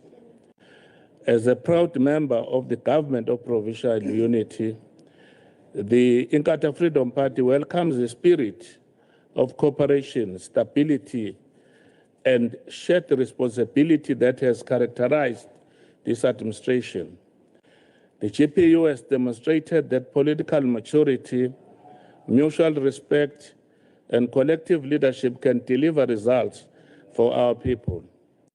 Under the leadership of Honourable Premier Ntuli, we remain committed to fostering unity, strengthening governance, and ensuring that government remains focused on improving the lives of all citizens of KwaZulu-Natal. The MEC for Finance, Honourable Franco Rogers, indicated during 2026-27 budget speech that the province faces budget reduction over the medium-term expenditure framework amounting to 295 million in 2026-2027 and increasing to approximately 1 billion rand per annum in the 2 outer years. These fiscal pressures cannot be ignored. However, Provincial Treasury has acted prudently by cushioning departments through the strategic use of contingent reserve, thereby minimizing the immediate impact of frontline services. This demonstrates responsible financial management and reflect commitment to ensuring that fiscal challenges do not undermine service delivery. Government are often judged by how they respond during periods of financial constraint, and KwaZulu-Natal is fortunate to be led by an administration that understands the importance of fiscal discipline, prudent budgeting, and long-term sustainability. This term of office carries enormous expectations. The people want jobs, safer communities, quality health care, functioning municipalities, and improved infrastructure. They want government to be responsive, accountable, and effective. The people of KwaZulu-Natal are not interested in political disputes.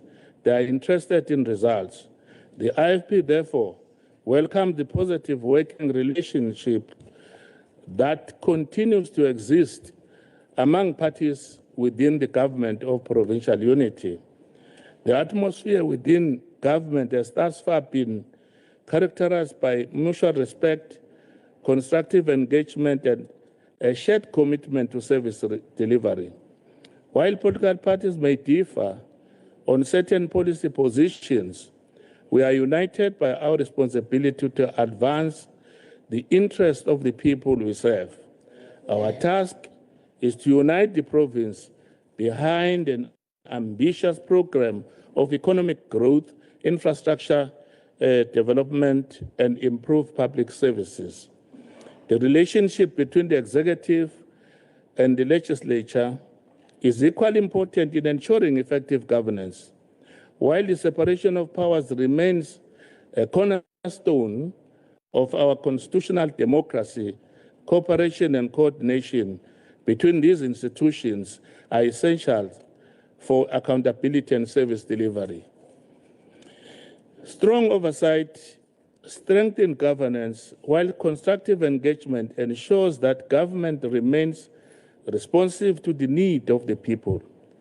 The continued cooperation between these two arms of government is encouraging and must be maintained in the interest of transparency, accountability, and effective administration. Despite the fiscal challenges confronting the province, there are positive developments within the budget. KwaZulu-Natal conditional grant allocation will increase by 1.7 billion in 2026-27, by 617.3 million rand in 2027-28, and by 1.6 billion in 2028-29. In addition, the total funding available for frontline and other critical services amount to 168.2 billion rand in 2026-27, representing a significant increase from the previous indicated allocation of 163.9 billion rand. These allocations present a valuable opportunity to improve service delivery and address infrastructure backlog. However, budgets alone do not change lives.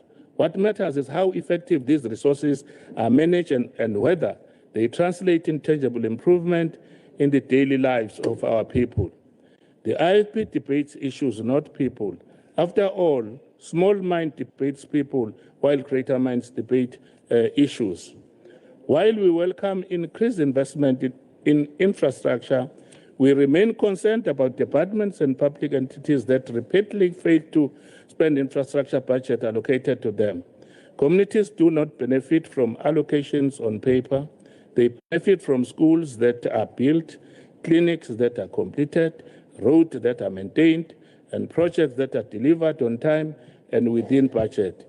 Every unspent rand represents a missed opportunity for service delivery, economic growth,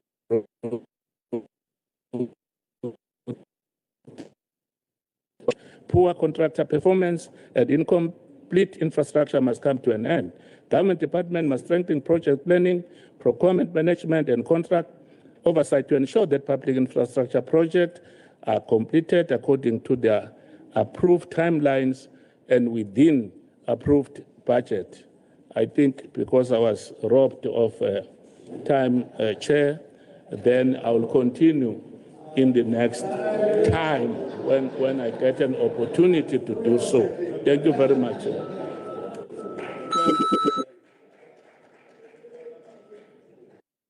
Thanks to Honourable Kwala. The next speaker on the podium is the Honourable MEC for Finance, Honourable F.A. Rogers, for 20 minutes to respond to the debate. Thank you.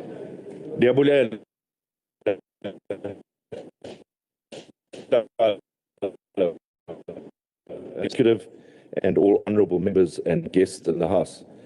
Chairperson, let me also pass our condolences, that of the Democratic Alliance, on to the African National Congress and to the family of Dr. Mahlaba. In fact, it was really sad news when we heard of his demise, and we keep his family and friends in our prayers.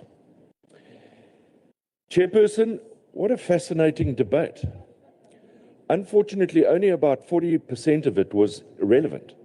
The rest was absolutely irrelevant. But let me unpack it and tell you what was relevant and what was not relevant. Firstly, I also want to thank the chairperson, Honourable Ntuli, and the Finance Committee for the work that they do, and also to the team at Treasury. These are not easy times, economic times, that we're living in. And if anyone thinks there's a silver bullet to fix this situation, you're dreadfully mistaken. And the reality, as the chairperson said, is we have faced considerable cuts to our equitable share. And it hasn't happened over the last 2 years. Believe me, it goes way back. And I don't want to talk about state capture. I don't want to talk about Jacob Zuma. But let me perhaps rephrase where this came from to try and educate Honourable Dirks. So if you look at the numbers, and I think Honourable Dirks was actually a member of the National Assembly at the time. And one wonders why he didn't raise the issues he raised. All these issues about white monopoly capital and the whole conspiracy theory, I never saw him raise that. What I did see, and what statistics do tell us, is that during the time of the president at the time, our debt rose from 26% of GDP to 50% of GDP. It doubled. Those figures are indisputable. So when you come here with your conspiracy theories, I'm not a conspiracy theorist. I'll give you the facts. And the facts were, we were bailing out state-owned entities.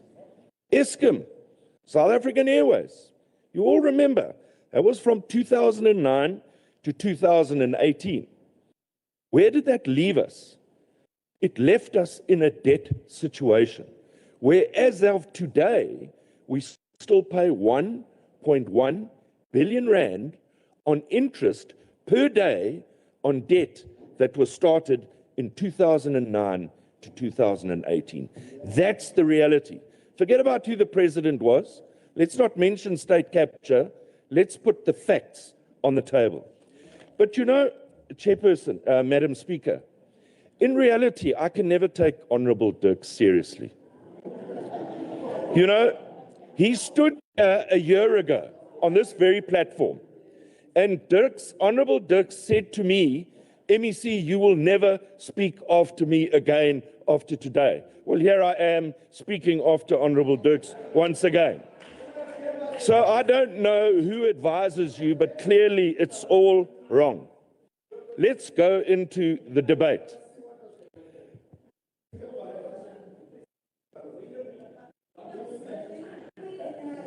Honourable Makubane, you are crowning the speaker. Thank you, sir. Thank you. Thank you, Madam Speaker. No one can take Honourable Dirk seriously, not even you. So here's the reality. Actually, hang on. Before I go on, I didn't want to respond to Honourable Dirks, but let me do this. So, you know, they say people in glass houses shouldn't throw stones. Honourable Dirks is going on about Treasury, how badly Treasury's run, and it's run by the Democratic Alliance, all of the rest. News 24, 3 days ago, put an article about the MKP and its problems in its finances, and that it couldn't pay the rent of its building. So, you know, if you want to come here and throw stones, be very careful. Pay your rent, pay your salaries, pay your S&T, and then you come here. Honourable Manchero Bachela, I hope I said that correctly. I see she's no longer in the House. Clearly, she doesn't want to hear what I've got to say. I understand that the Honourable Member is a capitalist and that she has her own business. But the socialist claptrap that she throws here, I hope that she understands how to run a business. Because what she did here was raise all of the challenges. I know the challenges. Everybody in this House knows the challenges. But what she didn't do was say, how do we address those challenges? When you're raising issues on a social level, what is the solution to that problem? I didn't hear it at all. I think there's selective fiscal mentality when it comes to some of the debates. Let me also just correct Honourable Bachela, who accused the MEC of Kokta giving vehicles to IFP. I saw a picture on social media of the leader of the MKP party in this House who had also received a vehicle. So, you know, if you're going to come here and throw stones, get your house in order. Clearly today, you didn't get it in order. Honourable Bachela went on, and a few other members went on about health. Let me tell you the reality about the Department of Health. Let me tell you the reality of the financial recovery plan and how, in fact, it has started to turn the Department of Health around. In fact, currently they're sitting at R500 million, which they've saved, and we can now redirect into areas that were raised here today. That's what's called running a province. That's what's called running a finance, not the socialist claptrap that we heard from the left today. Currently, and members will know this, that I've said one of the challenges we face is the inherited budget process, the methodology. And I've said that if we want to get out of this mess, we need to relook at the methodology. And hopefully Honourable Seme studied this when she did her MBA, budget methodology, because it's not an unauthorized closeout report which she didn't understand, with her qualification. So we're reviewing expenditure per program, and what we're doing, where there's savings, for the 27-28 budget, we will be looking at the Department of Education, the Department of Health, and the Department of Social Development to increase their budgets. That's how you run a province, not the socialist claptrap that comes from the left with no answers or suggestions. And that will be presented to Cabinet in September. Honourable Thamsanqa is quite correct.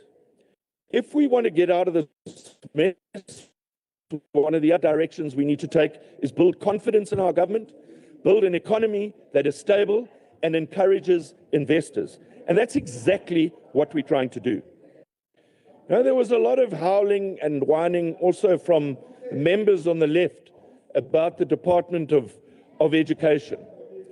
Well, what you've forgotten is that the Department of Education, through Treasury and engagement with the Department of Education, received front-loading of 2 billion rand. You forgot to say that. You forgot to mention that. What you also forget to mention is that last week, the Department of Education, the Premier's Office, and National Treasury had a discussion about the challenges of funding in the Department of Education. Currently, National Treasury is engaging with education to look at increasing its budget. That is how you run a provincial government. That is what makes the difference, not the socialist claptrap that comes from the left. Honourable Kanye, you know, you go on about the Ngonyama Trust. It has nothing to do with this body.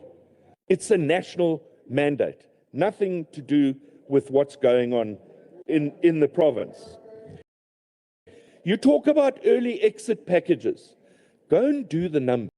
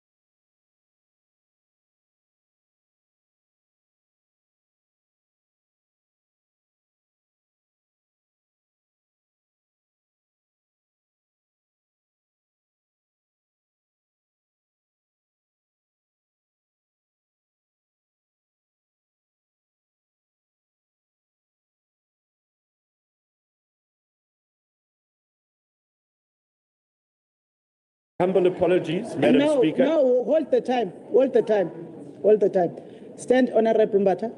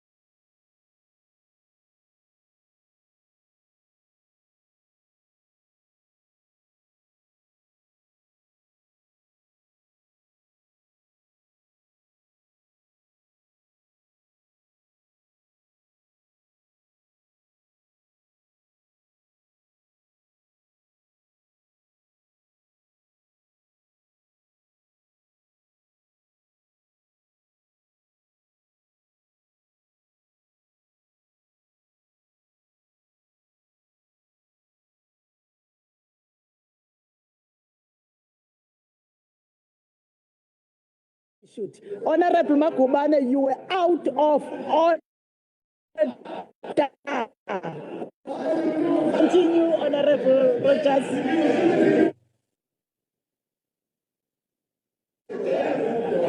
Continue, sir. Thank you very much, Madam Speaker. Again, through you to Honourable Seme. You know, you talk about outcomes versus input. My question is, what is Honourable Seme doing in committees? Because this is where you should discuss it. Honourable Seme makes another valuable input where Honourable Seme indicates that they should become tools. Madam Speaker, you'll remember that about a year ago we introduced financial dashboards, departmental dashboards. Now, I would hope through you that Honourable Seme has actually looked at one, because the reason Treasury did that was to empower this House to be able to do exactly what Honourable Seme has just raised. But then the member comes here and comes up with socialist claptrap, and I must then understand what her challenges are. We've created facilities for you. Please use those facilities. Otherwise, Madam Speaker, my Treasury team is very happy to assist Honourable Seme in educating her as to exactly how to use those. Madam Speaker, in closing, I just want to say that the provincial fiscus is in good hands with the government of provincial unity. We have a track record over the past 2 years. We will not waver when it comes to accountability. We will not waver when it comes to austerity. And I think there's some members in this House, Honourable Nkosi is one of them, who spoke earlier. You need to go and read the definition of austerity, because it's some of the issues that have been raised, the socialist claptrap from the left. That is why we're having to take austerity measures to make sure we don't overspend, to make sure that we reprioritize our budgets. This is how a functional government works and how a functional government will continue to work. And it's given great pleasure, Madam Speaker, to speak after Honourable Dirks. Thank you very much.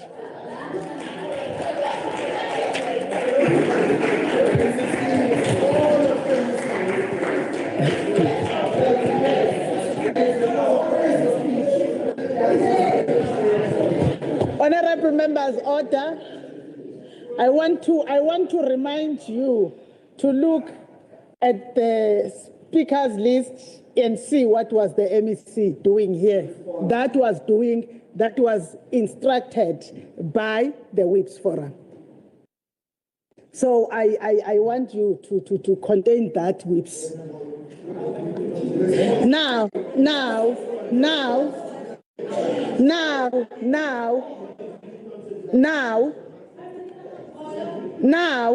honourable members, now,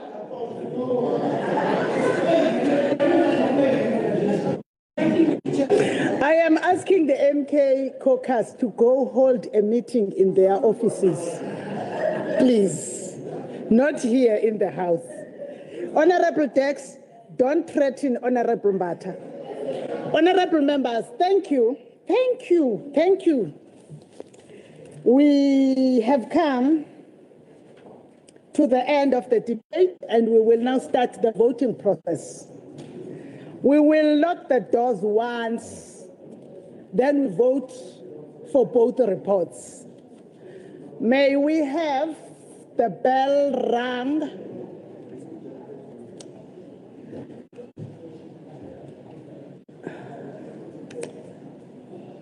Up to 3 minutes.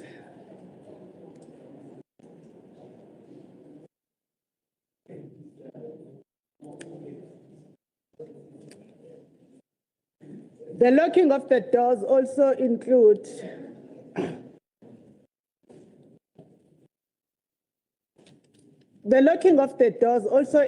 calling for members to go.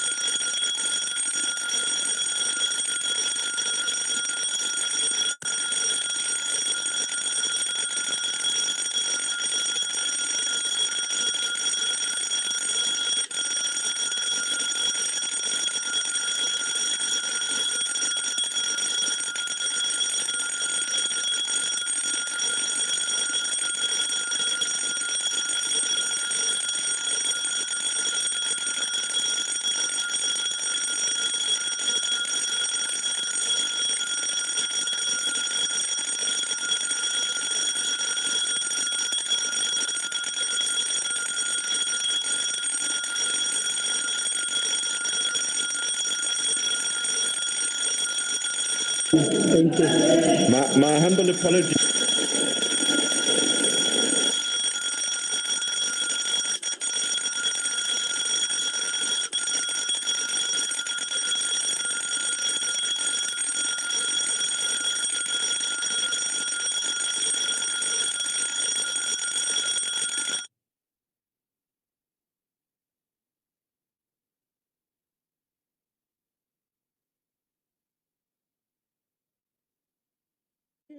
Thank you, honorable members.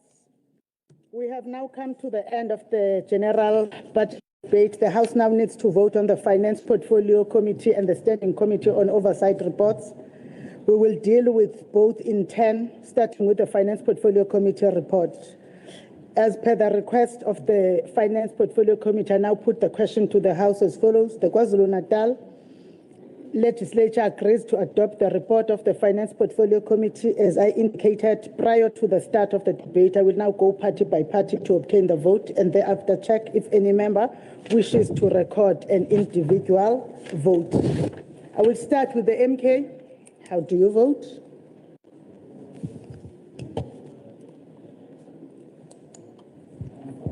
Thank you, Madam Speaker. We reject.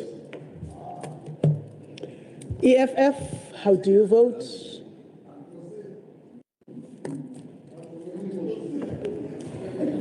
No, thank you very much, Honourable Speaker. The Economic Freedom Fighters abstain. Thank you. NFP, how do you vote? Madam Speaker, the National Freedom Party supports. Please show the face, Honourable MEC. Thank you. Can you vote then?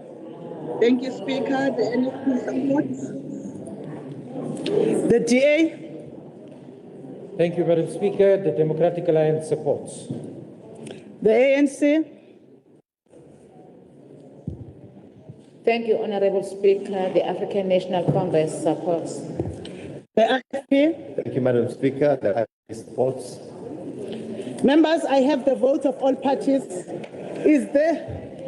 Honourable Mngadi. Your whips, Honourable Mngadi. Your whips, the two whips on the... Members, I have the vote of all parties. Is there any member who wishes to express an individual vote that is different from their party vote or to abstain? Is there any member? There is none. If there is none, I will then ask the Secretary for a tally of the votes. You have up to 5 minutes, Honourable Nopala, to tally the votes.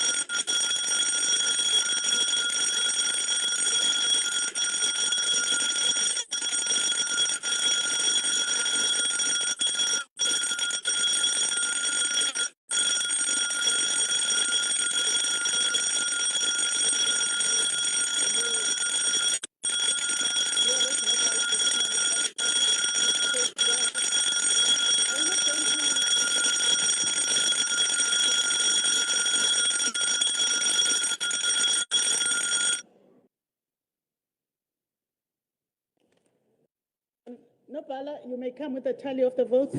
Thank you, Madam Speaker. Madam Speaker, the total number of members present, including the presiding officer, is 78. There are 73 members physically in the House and 4 present virtually, and there's 1 member that is absent. Madam Speaker, the voting results are therefore as follows. In support, 39. Against, 37. Abstention, 1. In terms of Section 112(2) of the Constitution, the presiding officer does not have a deliberative vote under the circumstances and only has a deciding vote if there is an equality of votes. Thank you, Madam Speaker. In favor, 39. Abstentions, 1. Rejections, 37. Thank you. Honourable members, I therefore declare formally the result of the vote as follows. In favour, 39, against 37, abstentions 1. The ayes have it. We're now moving to voting on the Standing Committee on Oversight report. As per the Starkov request, I now put the question to the House as follows. The KZN Legislature agrees to adopt the report of Starkov as I indicated prior to the start of the debate.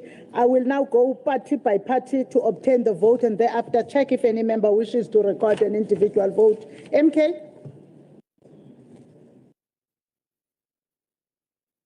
Thank you, Madam Speaker. We're not in support of the report of Starkov. Thank you. No. The vote must not be interpreted either way. The vote must be very specific. In support or against, what are you saying? Or abstaining? Against. Thank you. EFF? No, thank you, Honourable Speaker. The Economic Freedom Fighters abstain. Thank you. NFP? Madam Speaker, we vote in support of the Starkov report. The DA? Madam Speaker, the Democratic Alliance supports. The ANC? The African National Congress, Honourable Speaker, vote in support. The IFP?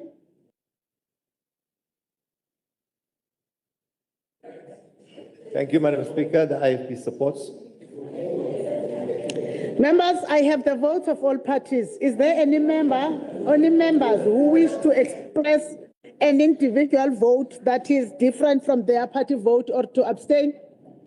Is there any member? We are also calling for those on the platform. Nobala, seeing that there is none, I will ask you for the tally of the votes. Thank you, Madam Speaker. The voting results are the same. Madam Speaker, the total number of members present is 78. Physically present, 73. Virtually present, 4. Absent, 1. Those in favor, in support is 39. Those against, 37. Abstention, 1. The Speaker does not have a deliberative vote and only has a deciding vote if there is an equality of votes. Thank you, Madam Speaker. Thank you, Nobala. I therefore formally declare the result of the vote as follows. Votes in favor, 39. Votes against, 37. Abstentions, 1. The ayes have it. Thereafter, the item on the order paper concerning the general budget debate is concluded. Thank you, honourable members, for your participation. We have now come at the end of the general budget debate. As per the budget sitting order, honourable members, thank you. As per the budget sitting program, we'll now be proceeding to the Committee of the Whole House, wherein we will deal with budget debate of vote 1, which is the budget vote of the Office of the Premier and Community Safety and Liaison, wherein we will still be on this same common link and in the House. Immediately after vote 1 is concluded, we'll then resume with double teams, that is double streams, that is dealing with 2 votes at any given stage for the upcoming 4 days of the budget plenaries, which is today, Tuesday, 14 July, 13, 16 July, Friday, 17 July, and the morning part of Tuesday, 21 July, 2026. In the morning of Tuesday, 21 July, budget vote 10, venue A, chamber, and vote 13, venue B in Ntuli committee room will take place starting at 9 o'clock until 12:15. During midday of the same day, Tuesday, we will reconvene at the chamber again for vote 2, which is the legislature. Members, please further note that plenaries are in a hybrid fashion. Once budget vote 2 is concluded, the sitting will then resume, wherein the speaker will receive the report from the acting chairperson of committees, and this will be followed by voting on the KwaZulu-Natal Appropriation Bill 2026. The streams will be as follows for today. Vote 9, which is Community Safety and Liaison, taking place at the chamber, and vote 4, which is the Economic Development, Tourism and Environmental Affairs, taking place in Ntuli committee room. At the conclusion of both votes, that will end the work for the day. On Thursday, 16 July 2026, we'll proceed with budget votes 12, venue A, which is the chamber, and 11. Vote 11, which will be venue B at Ntuli committee room, simultaneously, followed by budget votes 6 and 8, happening at the same time too. Budget votes 7, venue A, chamber, and budget vote 3, venue B in Ntuli committee room, will take place on Friday, 17 July together, with also budget vote 5, which will be at venue A, which is the chamber, and vote 14, which will be at venue B in Ntuli committee room, respectively. May I please, I reiterate, members, that on Tuesday, 21 July, the budget vote that will be the last one will be processed here at the main chamber, and will be followed by voting by the House on the KwaZulu-Natal Appropriation Bill 2026. The presiding over budget votes and debates thereon will be undertaken by various chairpersons as per for the roster as assigned by the acting chairperson of committees, Honourable O.B. Kunene, who's deputy chairperson of committees and acting chairperson of committees. The House, honourable members, therefore adjourns until Tuesday, 21 July 2026 at 15:30.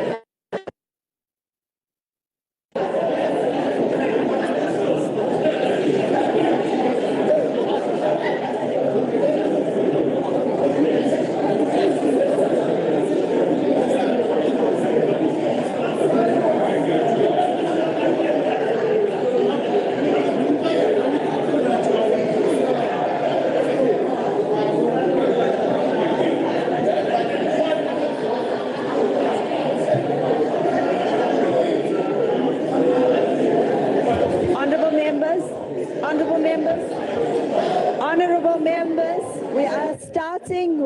we are not having lunch now. We are starting with the vote on the Premier's debate.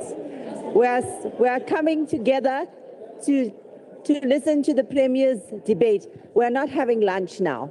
We are going to have the vote on the debate on vote 1, and then we are going for lunch. Thank you. If the chair was already chair,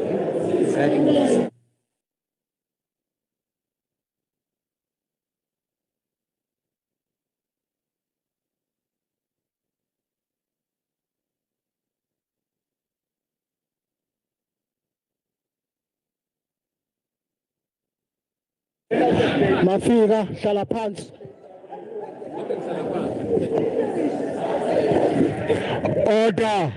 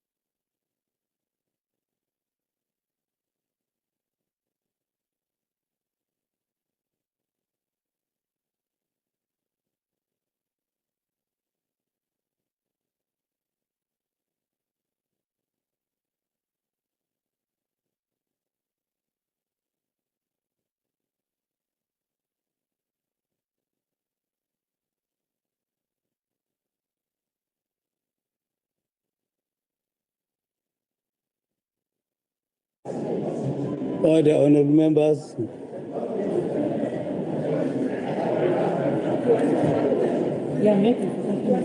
Okay. 2 minutes. We'll ring the bell for 2 minutes.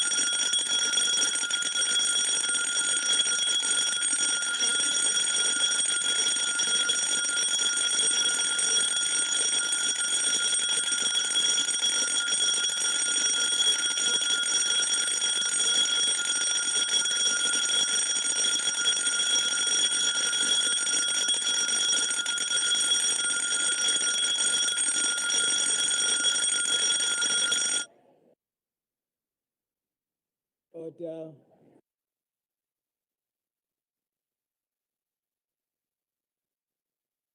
Order.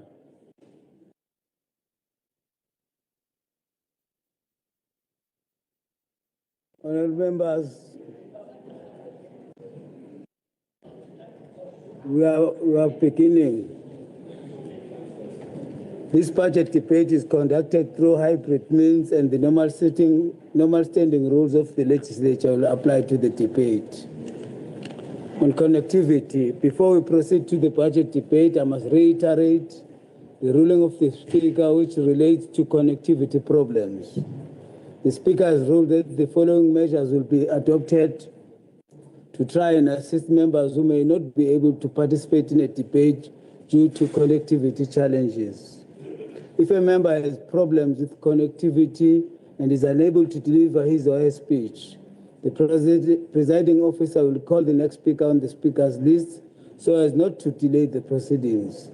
If the member regains connectivity before a response to the debate has commenced, the presiding officer will be flexible to allow the affected member to deliver his or her speech, with the proviso that the member reconnects to the sitting prior to the commencement of the response to the debate.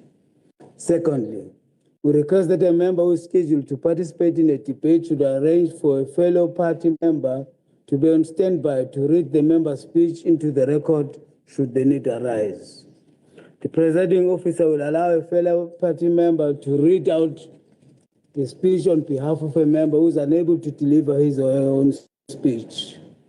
If all interventions fail and a member is still unable to deliver his or her speech and has not managed to arrange for a fellow party member or a whip to deliver the speech on his or her behalf, that speech should unfortunately not form part of the official record of proceedings. In short, if members have connectivity problems, the presiding officers will follow the above guidance to try and assist them. We trust that this is in order. Lastly, members who are not actively part of the debate are reminded to mute their microphones and switch off their cameras at all times. Also, members are requested to take all reasonable measures to reduce any background noises that may interfere with the broadcasting of proceedings.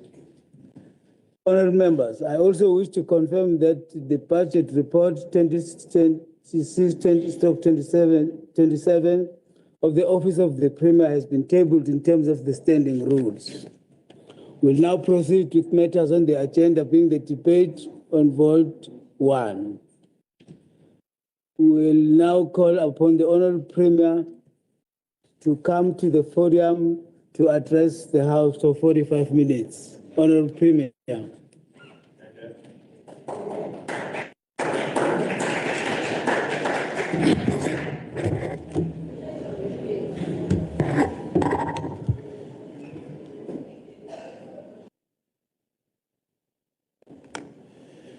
Thank you very much, Honourable Chair.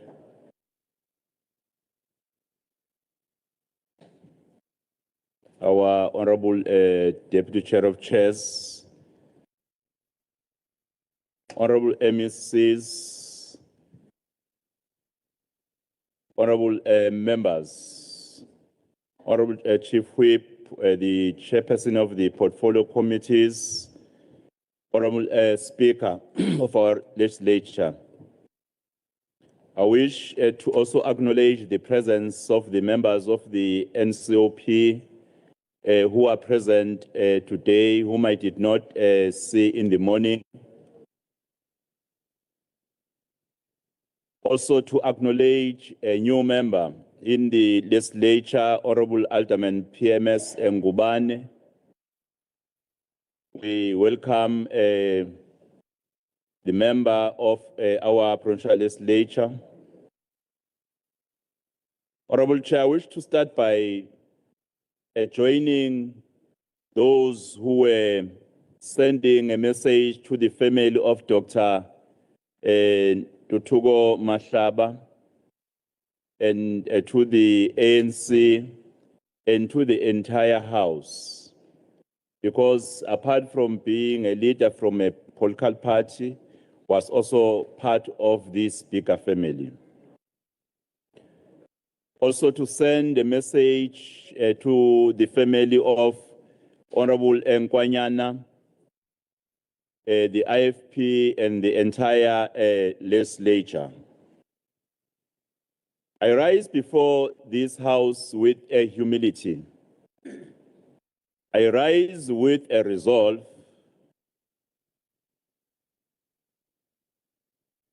KwaZulu-Natal is a province that carries South Africa's hope. It is a province that shapes South Africa's image to the world. Our province faced many storms. These storms did not arrive by chance. They arrived from three directions. The first was the scar of July 2021 unrest. Our province was tested by unrest.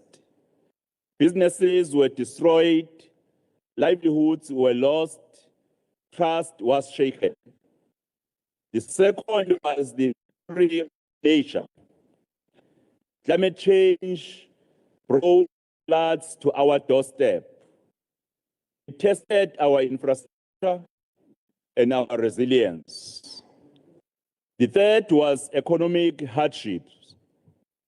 Our country faced a fiscal constraint, budget tightened, departments were asked to do more with less.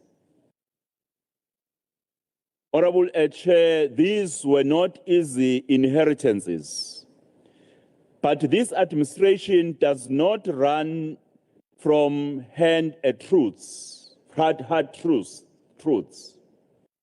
We confront them, we work through them, we deliver despite them. 2 years have passed since that moment. Today, I return to this house not with excuses, but with an account. I return with a report on what we have built, what we have repaired, and what remains before us. This is the character of the 7th administration. We do not simply speak of transformation, we measure it. We do not simply promise recovery, we track it, department by department, rand by rand. Honourable Chair, this budget vote is more than a set of numbers. It is a statement of intent. It tells our people what we value. It tells our people where their taxes go and why. Today, I present that account to this House and to the people of KwaZulu-Natal. Honourable Chair, allow me to first give context. Allow me to report on how, faced with these challenges, we began the work of inspiring new hope. Perhaps before I do so, Honourable Chair, allow me to once again emphasize this point. The Office of the Premier is not a department. Its role is different. Its role is strategic. The office ensures that departments, municipalities, and social partners pull in one direction. It ensures their efforts are coordinated. It ensures their efforts are focused. It ensures their efforts are directed towards our developmental objectives. Because this role is strategic and not operational, our budget looks different from those of frontline departments. A hospital budget builds wards. A roads budget builds bridges. Our budget builds direction. It builds coherence.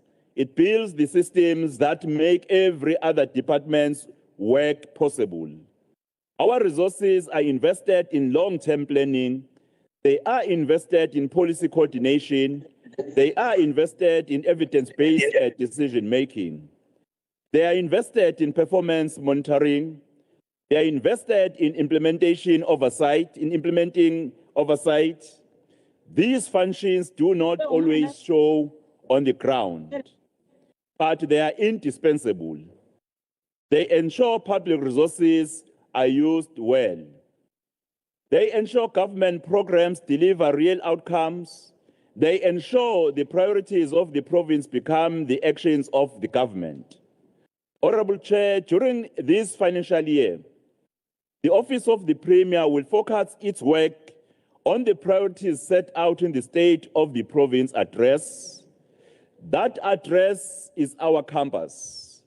This budget vote is how we fund the journey. Part of inspiring new hope over these 2 years, the Office of the Premier adopted a whole of government and a whole of civil society approach. This approach has produced real results. It has also built the foundations for more to come. This approach means we do not work alone. In what we say, in what we plan, in what we do, we work together with the state and with non-state actors. Business is not just a consultant. Business is heeded. Communities are not just informed. Communities are heard. Traditional leaders is not a sidelined. Traditional leaders is a partner at the table. Honourable Chair, the evidence is clear. This approach has restored investor confidence in our province. Since late 2024, KwaZulu-Natal has shown improvement across 3 fronts: investor confidence, jobs, and crime. These gains are not accidental. They are linked to our investment conferences. They are supported by better electricity supply. They are supported by lower inflation and interest rates. They are supported by logistics improvements and private investment. In 2024, our investment conference secured pledges of 89 billion. In 2025, we secured 101 billion. That is a 12 billion more. That is a growth of 13.5%. This tells investors one thing clearly. KwaZulu-Natal is open and KwaZulu-Natal delivers. Crime too is falling. Murder is down 8.8%. Attempted murder is down 6.5%. Sexual offenses are down 5.3%. Aggravated robbery is down 10.2%. Carjacking is down 10.8%. Residential burglary is down 8.1%. These are not just numbers. These are families sleeping easier at night. Honourable Chair, hotspots remain Inanda, Umlazi, Plesisle, Durban Central, Chatsworth, Phoenix, Pinetown, Kwamashu, and Tozuma still demand our full attention.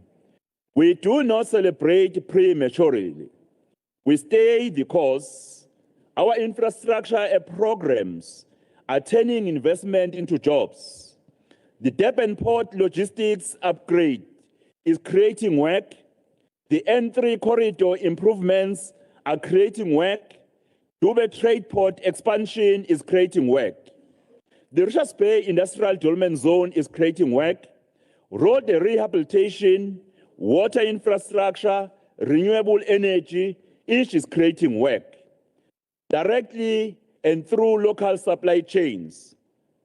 Over 6,000 jobs have been recovered in early this financial year, the first quarter of 2026. And our economy is accelerating.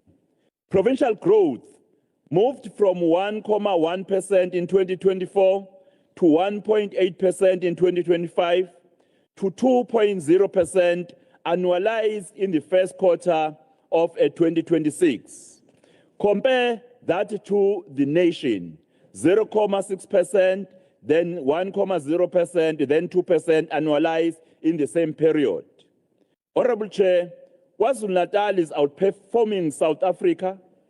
Manufacturing is recovering. Tourism is recovering. Logistics is recovering. This is proof that our approach is working. But, Honourable Chair, we are not naive. Pledges must become factories. Growth must become jobs.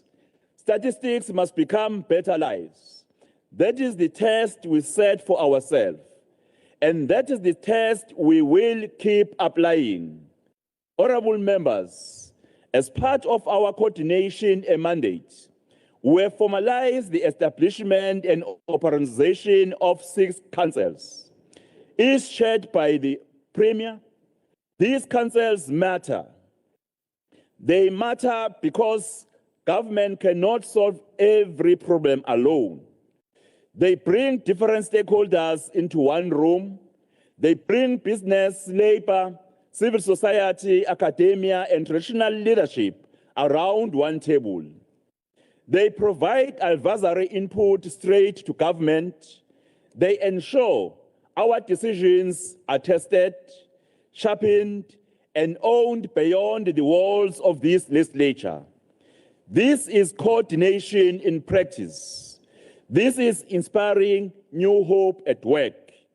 The 6 councils are these: the Council Against Crime, the KZN Council on Climate Change and Sustainable Development, the Provincial Council on AIDS, the KwaZulu-Natal Economic Council, the HRDC, or rather the Human Resource Development Council, the Social Cohesion and Moral Regeneration Council. I want to expand on the Human Resource Development Council of KwaZulu-Natal.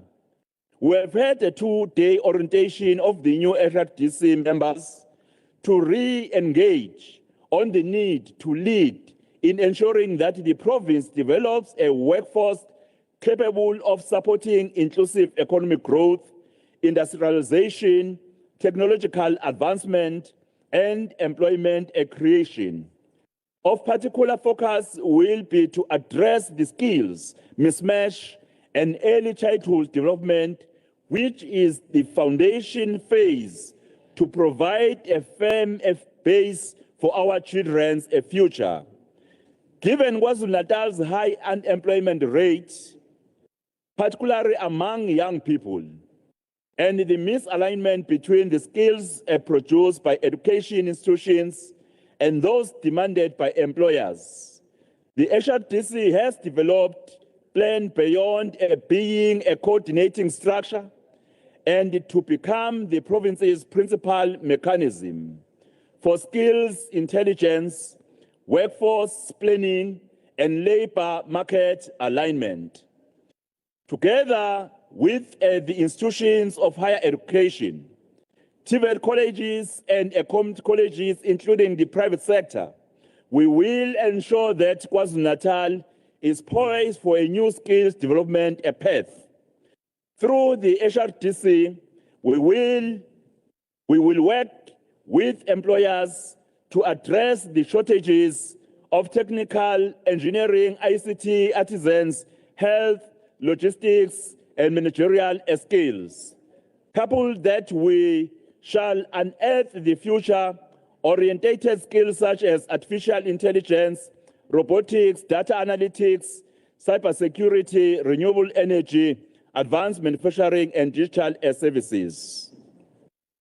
The plan is aimed at ensuring that our skills program are demand-led, ensuring that we have a strong collaboration between education institutions and industry. Our skills plan shall be linked and begin with investment priorities. This means that every major investment should include a workforce development plan. This ensures human capital planning supports economic development. Each council speaks to a priority that cuts across departments. Each council ensures no single voice dominates the decisions that shape our province. Honourable Chair, soon in alignment with the presidency, we will launch and operationalize the Infrastructure Council. This will complete our architecture of coordinated whole-of-society governance. The Office of the Premier also carries a duty of monitoring and public participation. Government cannot improve what it does not measure. Government cannot serve people it does not listen to. This is why we continue to strengthen integrated service delivery through Operation Sukmasake, DDM, and the district development model. Since October 2024, the Provincial Executive Council has led Cabinet Zimbizo in all 11 districts. These Zimbizo bring government to the people. They surface real problems on the ground. They ensure every sphere of government responds together, not in silos. This is the one plan vision in action. This is the people-centered governance, not as a slogan, but as a practice. But honourable members, honesty demands more. This work has also exposed real gaps. Some OSS war rooms are not functioning consistently. Coordination between institutions remains uneven. Backlogs persist in water, sanitation, roads, electricity, and housing. Unemployment remains high. Crime remains a burden. Municipal capacity remains stretched. We do not hide from these truths. We act on them. In the 2026-2027 financial year, we will revitalize OSS war rooms as our primary platform for community-based delivery. We will strengthen monitoring and case management. We will deploy multidisciplinary teams to support struggling municipalities. We will sharpen consequence management. We will accelerate infrastructure delivery. Through this, we will build capable institutions. We will deepen partnerships across government. We will ensure the district development model delivers outcomes people can feel in their daily lives. Responding to the call of the late His Royal Highness Prince Mangosuthu Ebuthelezi. Honourable Chair, allow me to turn to another pillar of our work, public and economic diplomacy. In today's world, no province stands alone. No economy grows in isolation. The Office of the Premier takes economic diplomacy seriously.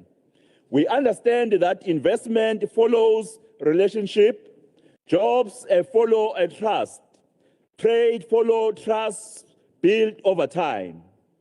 This is why we value our diplomatic engagements with various countries. Each engagement is not a ceremony. Each engagement is strategy. Each handshake abroad is measured against one question. Does it bring investment home? Does it open markets for our exporters? Does it create jobs for our people? This is also why we protect our image with care. Public diplomacy shapes how the world sees KwaZulu-Natal. It shapes how investors see our stability. It shapes how tourists see our safety. It shapes how partner nations see our reliability. The Office of the Premier coordinates this work across government, ensuring one consistent voice, one consistent message, one consistent province presented to the world. Honourable Chair, in a competitive global economy, perception is not a vanity. Perception is capital. We intend to keep building it deliberately and diplomatically for the benefit of every resident of this province. That is why when we were confronted by the demonstrations on the 30th of June, we invited the entire society to stand together with government in protecting our infrastructure, in protecting the lives. Honourable Chair, government cannot only plan for the long term, government must also respond to what our people face every day. This is why the Office of the Premier established the Premier Special Programs. These programs are not add-on, they are direct responses to real live problems. Engangeni ngesango iyafohla. Confronts undocumented migration and ease pressures on services and jobs.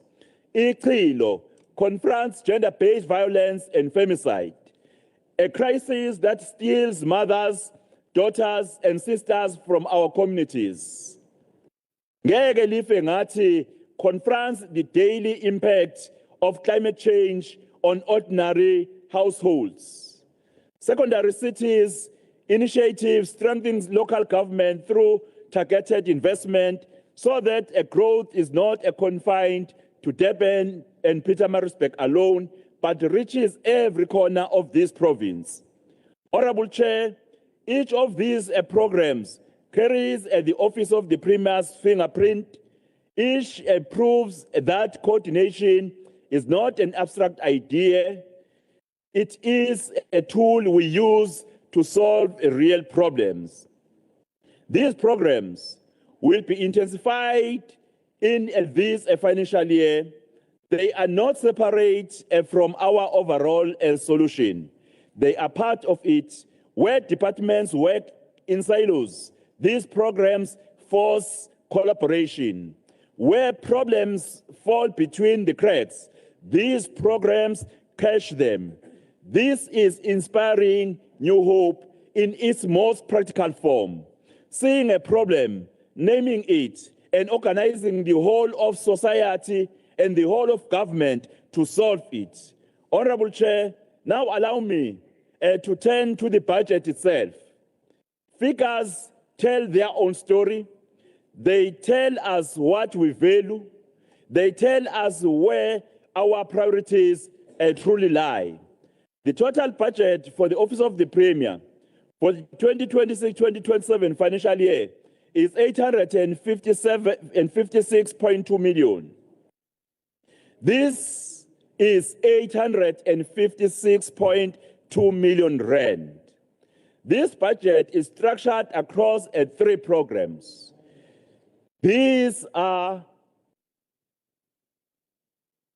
administration, institutional development, and policy governance. Each program carries a distinct purpose. Together, they carry one mission: a capable, ethical, coordinated province. Honourable Chair, let me turn to Program 1, Administration, which is allocated 234.2 million. This program has clear objectives. It drives executive governance and coordination. It supports the Executive Council.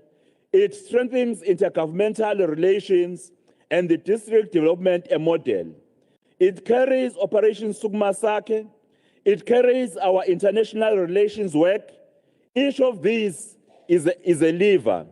Together, they move the whole machinery of government in one direction. The impact of this investment is real.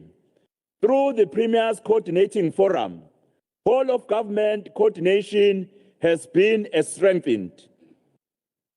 We have engaged even municipalities that are having challenges as the Executive Council, playing our pivotal role of strengthening a local government. Through the Provincial Executive Council and Cabinet Legislature announcements, provincial priorities are implemented with greater discipline. Accountability has been enhanced across every sphere of government. That is why we are not shy to invite or rather summon local government or to zoom in into local government where there are challenges in the province of KwaZulu-Natal. Service delivery has become more integrated, more accelerated. Investment, tourism, and international partnerships have grown. This is what coordination buys us. Honourable Chair, a government that moves as one, not as fragments, will achieve a better future for the people of KwaZulu-Natal. Let me turn to Program 2, Institutional Development, which is allocated 392.7 million, the largest of our 3 programs. Its objective is speak to the heart of a state capacity. It drives public service professionalization, it drives human capital development, it drives digital transformation and ICT modernization. It carries government communication, it carries local governance, it carries our ethics, integrity, and anti-corruption work.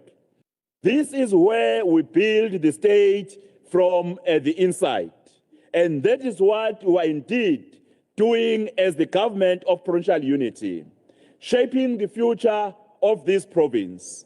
We know that we are coming from the long history of state capture, but we are committed in solving the challenges that were introduced by that period. The impact here is foundational. We are building a capable, ethical, and digital-enabled state. We are even roping in the private sector to assist with connectivity, global connectivity in our province. We are coordinating that through this budget. We are strengthening governance and accountability at every level. Through the Digital Information and Innovation Hub, we are modernizing how government serves its people. We are enhancing public confidence in government. We are building institutional resilience that can withstand shocks and outlast administrations.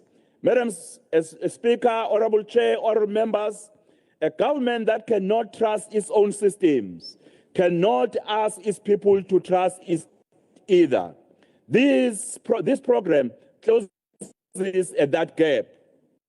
Finally, Honourable Chair, Program 3, Policy and Governance, allocated at 229.2 million. Its objectives are close to our people's daily lives. It carries monitoring and evaluation. It carries the Premier's priority programs. It carries youth empowerment. It carries social cohesion and moral regeneration. It carries our HIV and AIDS coordination. It carries our support to the Zulu monarch and the royal house a whole. The impact is measurable: improved alignment of provincial priorities, stronger evidence-based decision-making, deeper socio-economic inclusion. Through the Youth Empowerment Fund and Women Advancement Fund, more young people are entering our economy. Social cohesion is strengthened, and the strategic institution of the Zulu monarch is preserved, not as tradition alone, but as a living catalyst for development and social stability. At this point, Honourable Chair, I wish to deal specifically with our approach to the modernization of the Zulu monarch. This is not a new idea. It is a shared conviction. It is our submission, supported by His Majesty the King, Mrs. Zulu KwaZulu-Natal, that the Zulu monarch can play a powerful role in development. Honourable Speaker, Honourable Chair, tradition and progress are not enemies. They can work together. A modernized monarchy does not lose its heritage. It sharpens its impact. It becomes a stronger partner to the state, a stronger anchor for our people, and a stronger symbol of who we are as a nation. As a first step, we have finalized the establishment of the board of the Zulu Royal Household Trust. This board is chaired by Professor Mazibuko. It brings together experts in law, cultural heritage, finance, and policy development. This is deliberate mix, Honourable Chair. Modernization requires more than good intentions. It requires legal precision. It requires financial discipline. It requires cultural sensitivity. It requires policy foresight. This board carries all four. Its resolve is clear: to secure the institution's assets, to strengthen its governance, and to position the Zulu monarch as a lasting catalyst for development and social cohesion in this province, for this generation and for those to come. With an allocation of 93.517 million to the sub-program dealing with the King's Support and Royal Household, the board will focus its work with purpose. It will lead the implementation of agricultural projects. It will identify further revenue generation opportunities. The goal is clear: a trust that stands on its own feet, a monarchy that is financially self-sustaining. One project is already at an advanced stage. This is the beef production project, to be implemented under the Royal Farms in Ulundi. This project alone signals what modernization can look like: a heritage land put to a productive, income-generating use. Honourable Chair, the Trust is also exploring investment in property, particularly in student accommodation.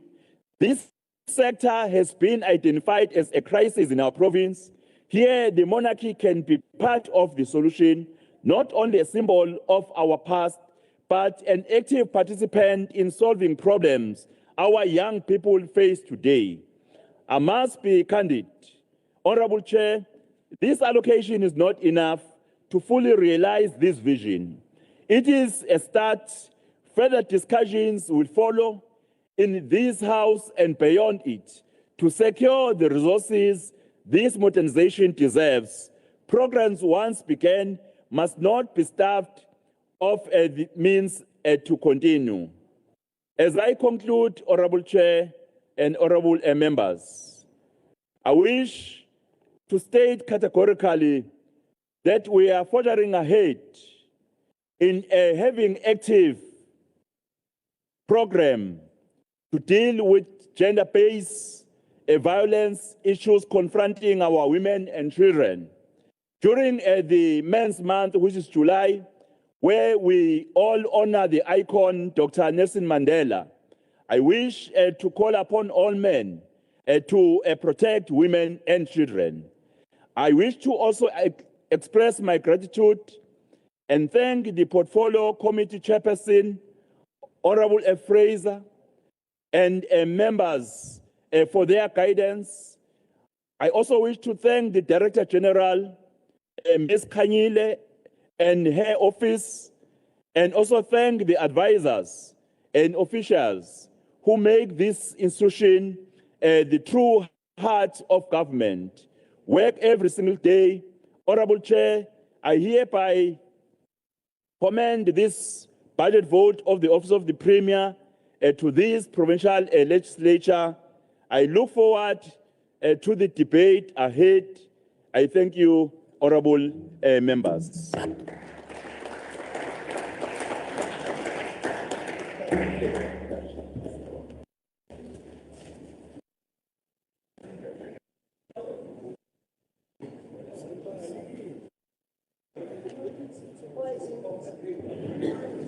Thanks, Honourable Premier,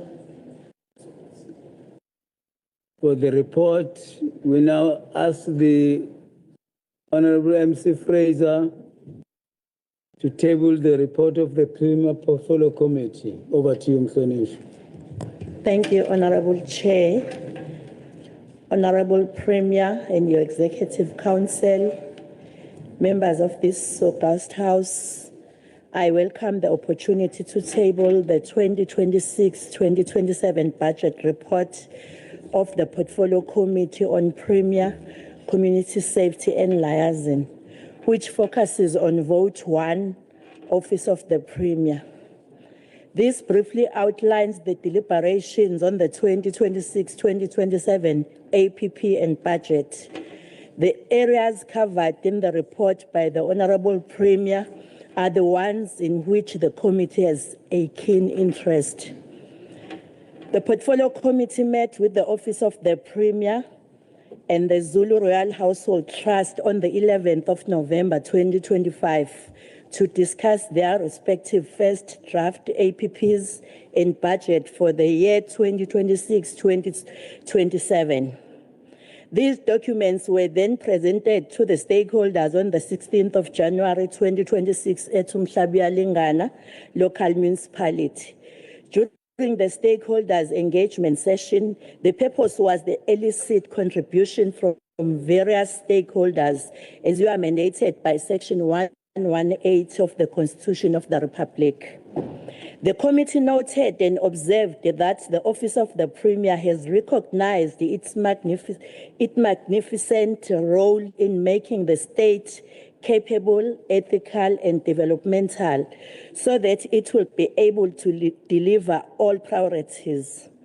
The Portfolio Committee was informed that Office of the Premier had focused on many critical areas, including but not limited to building improved governance and accountability, improved evidence-informed service delivery, as well as professional and ethical provincial administration.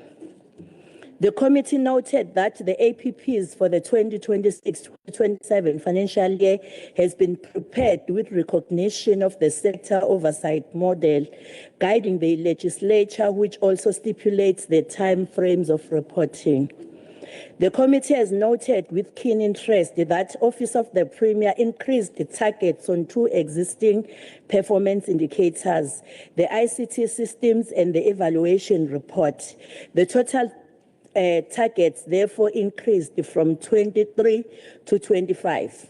The committee welcomes this move, recognizing that the added targets seem to have minimal budget implications in that they will need to be achieved by the responsible units already in place within the OTP.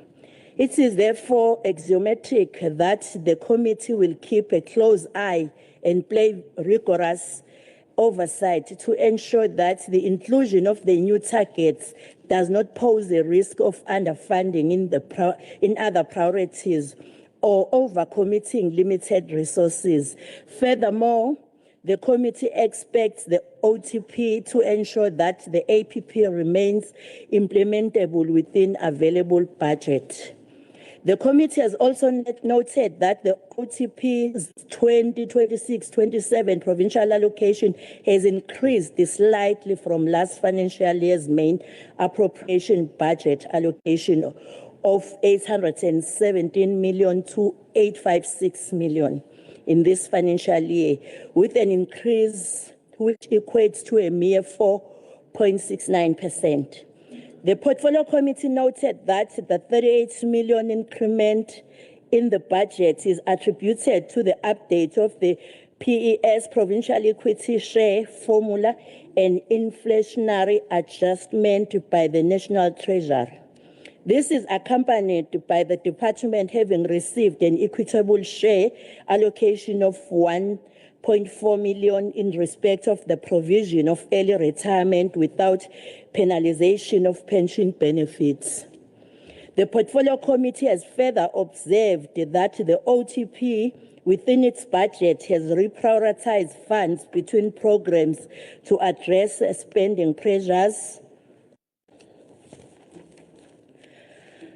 The committee noted furthermore that a transfer payment to the KZN Zulu Royal Household Trust amounted to 28.7 million for the year 26-27 financial year. This is an important transfer aimed at ensuring the provision of administration, maintenance and management of the assets of the ZRHT, including the royal palaces and farms, amongst others. Honourable Chairperson and the House, I am happy to report that the pressure exerted by the Portfolio Committee on the Zulu Royal Household Trust seems to be yielding desired results, with tangible plans to optimize the potential placed in Programme 3, which is fundraising. The committee is pleased with brewing plans. The committee will be playing financial and non-financial oversight roles over the final allocation of 856 million allocated to the Office of the Premier in the year 2026-2027 for carrying out its mandate of being a coordinating function and bridging the gap between the provincial departments, DPSA, and DPME, and providing strategic leadership and direction to provincial departments. Members voting on the 2026 Vote 1 budget. The majority of the Portfolio Committee members at the meeting of on the 5th of June 2026 supported the 2026-2027 Vote 1 budget of the OTP. Inkatha Freedom Party voted in support. The African National Congress voted in support. The Democratic Alliance voted in support. Umkhonto weSizwe Party voted against. Economic Freedom Fighters abstained. Honourable Chairperson, in playing its oversight over the above allocated budget for the Office of the Premier and the Zulu Royal Household Trust for the 2026-2027 budget, the committee wishes to bring to the attention of this House that the committee wishes to assist the OTP of the Premier to continue being a leading example to other departments in achieving desirable audit outcomes. The sector oversight model mechanisms will be utilized extensively by the committee to ensure the portfolio committee effectively oversees the department and the ZRHT entity. Meanwhile, as part of its oversight role, the committee will closely track progress on the implementation of the finance and SCOPA resolutions during the 2026-27 year. This will be done through the utilization of the resolution tracking mechanism as per the SOM on a monthly and quarterly basis. The tracking of the resolutions will be done to ensure that the portfolio committee performs vigorous oversight over the financial resources and service delivery performance of the department. In conclusion, I take this opportunity to thank the Premier, Honourable Ntuli, for this comprehensive budget policy statement and his willingness to account to the committee whenever it is humanly possible. I also wish to thank all the members of the Portfolio Committee for the political maturity during the consideration of Vote 1. We also appreciate the dedication by the acting director, Ngubane, but of course welcoming the news of the new EG of the province, Miss Kanyile. Our gratitude is extended to the support staff of the Portfolio Committee for ensuring maximum support to members. Siyabonga phela. I thank you.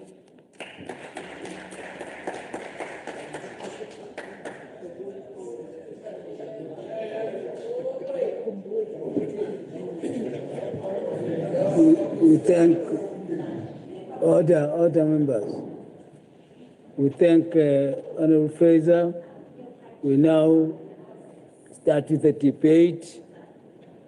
We have Honourable M. Chacha on behalf of the MK to debate for 7 minutes. Over to you, Mr.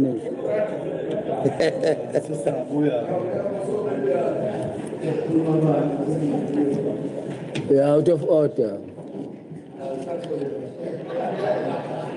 Ngibingelele sihlalo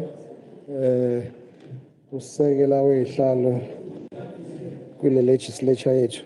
Ngibingelele kumhlonishwa Premier. Ngibingelele kumhlonishwa uThulasizwe Buthelezi ngokukhethekileyo. Ngibingelele kuNdaba Ezitha. Inkosi uChiliza engekho esathunywe ubayede. Ngibingelele kuma members wonke omkhonto wesizwe and nakuma members ase legislature wonke. Today MKP rise to debate the successive underperformance of the office of the Premier in KwaZulu-Natal. Sihlalo KwaZulu-Natal office of the Premier under umhlonishwa Ntuli GPU faces a major challenges.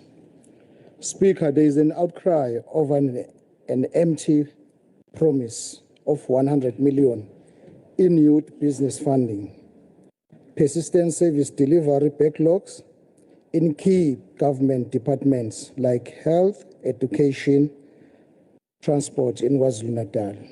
Coupled with this is the challenge of micro-level budgetary constraints. Slalo, Mr. Ntuli tabled in his house the budget of more than 817 million for this financial year. Key focus areas for this budget include the youth.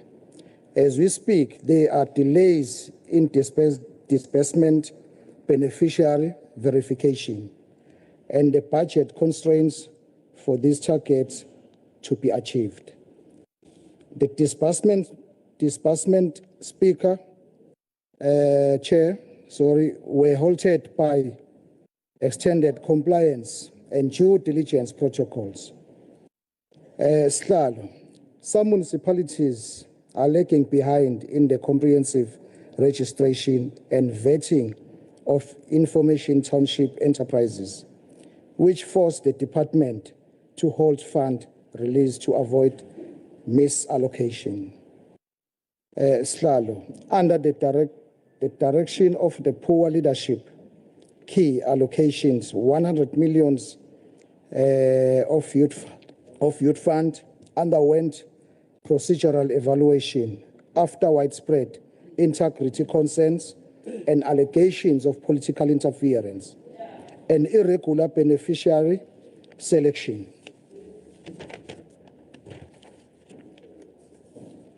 Slalo, it is a known fact that a director of youth program in the Premier's office is the IFP youth leader in KwaZulu-Natal. Therefore, political meddling is not far-fetched, not conspiracy theory. Slalo, as MKP, we are tempted to believe that this GPU dumped the youth of the KwaZulu-Natal. Young people must be decisively reject this GPU set up in the polls alonyaka ngoNovember. MKP will wait the third quarterly report and expect those to indicate to this House how many young people benefited from the youth for skills training in April 2026 this year. The report should tell us the exact number of NET youth trained and whether stipends paid on time. And MKP needs impact data on the number of youth businesses funded, how many are still operational, and how many created jobs. MKP demand answers on the KZN Youth Empowerment Fund fiasco. Slalo, Mr. Honourable Ntuli created a Premier Coordinating Forum with an aim to bolster municipalities fail. Slalo, look at Uthugela and Umsunduzi municipalities as an example of the failed coordinating efforts by the Premier under this GPU of KwaZulu-Natal. Uthugela, Umsunduzi and municipalities faces severe financial and otherwise. There is a creeping services, delivery, water and electricity outages. And just recently, workers' labor strike regarding their dire conditions of employment. The OTP is responsible for the overall oversight of all departments in the province of KwaZulu-Natal. The persistence and the glaring failures continuously recorded by the Department of Transport, Health and Education calls for an action. Ngebhadi leminyango iphethwe yiqembu lakaKhongolose. Kodwa siyafisa Honourable Premier ekwenzeni umsebenzi we-province ngenhlonipho. Ipolitiki yafuneka sometimes isibeke eceleni. Premier, usekela sihlalo wakho wakwi-province ngokweqembu lakho through you, Chair. Umkhandlu wasothukela lokuwona ophakela abantu amanzi ubulale wawuqeda kodwa asikaze sibone umthatheli inyathelo kodwa ke siyathemba ukuthi nabantu basothukela njengoba siyokhethweni nje la ngoNovember bazoyenza ijustice bazenzela ifavor bona to reject i-IFP kulo mkhandlu. Thank you very much.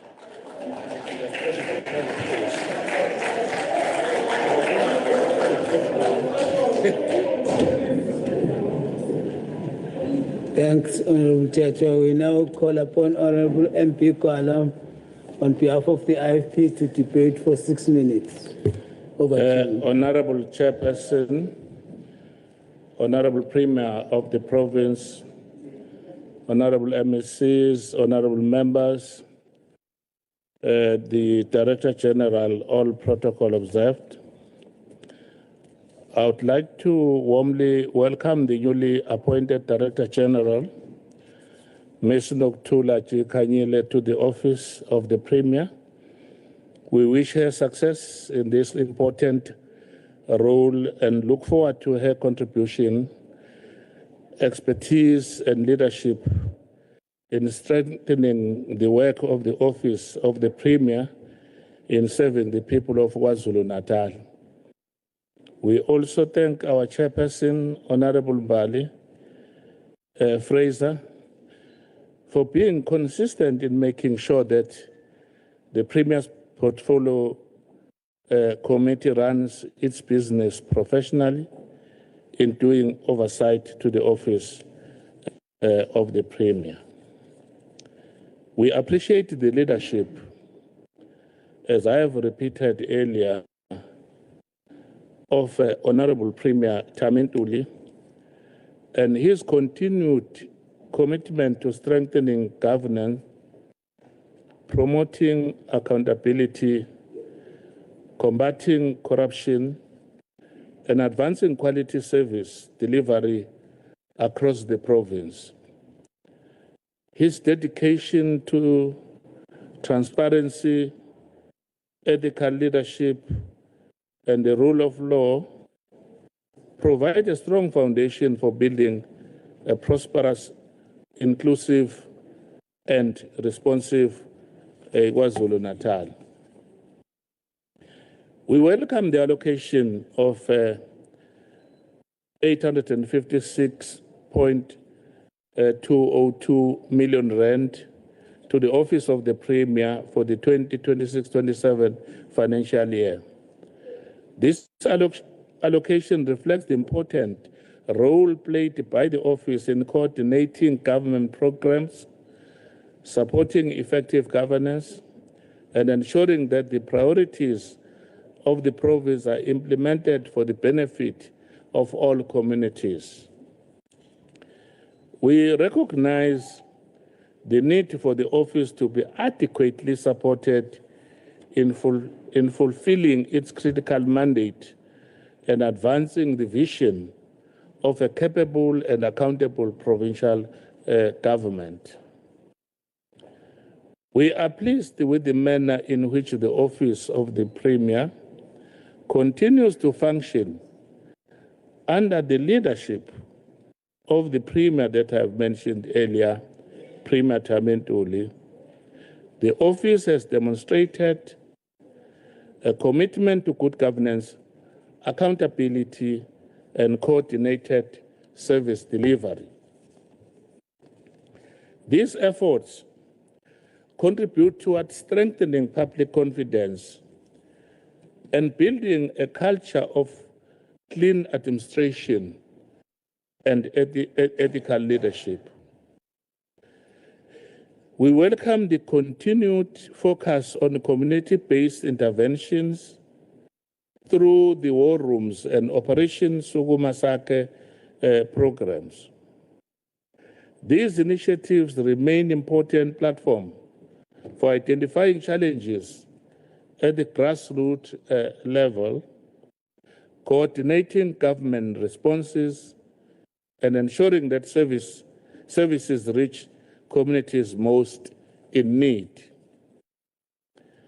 Their continued impact reflects the province's commitment to inclusive development and improving the lives of the people of KwaZulu-Natal. We also appreciate the Office of the Premier's continued support for the royal household.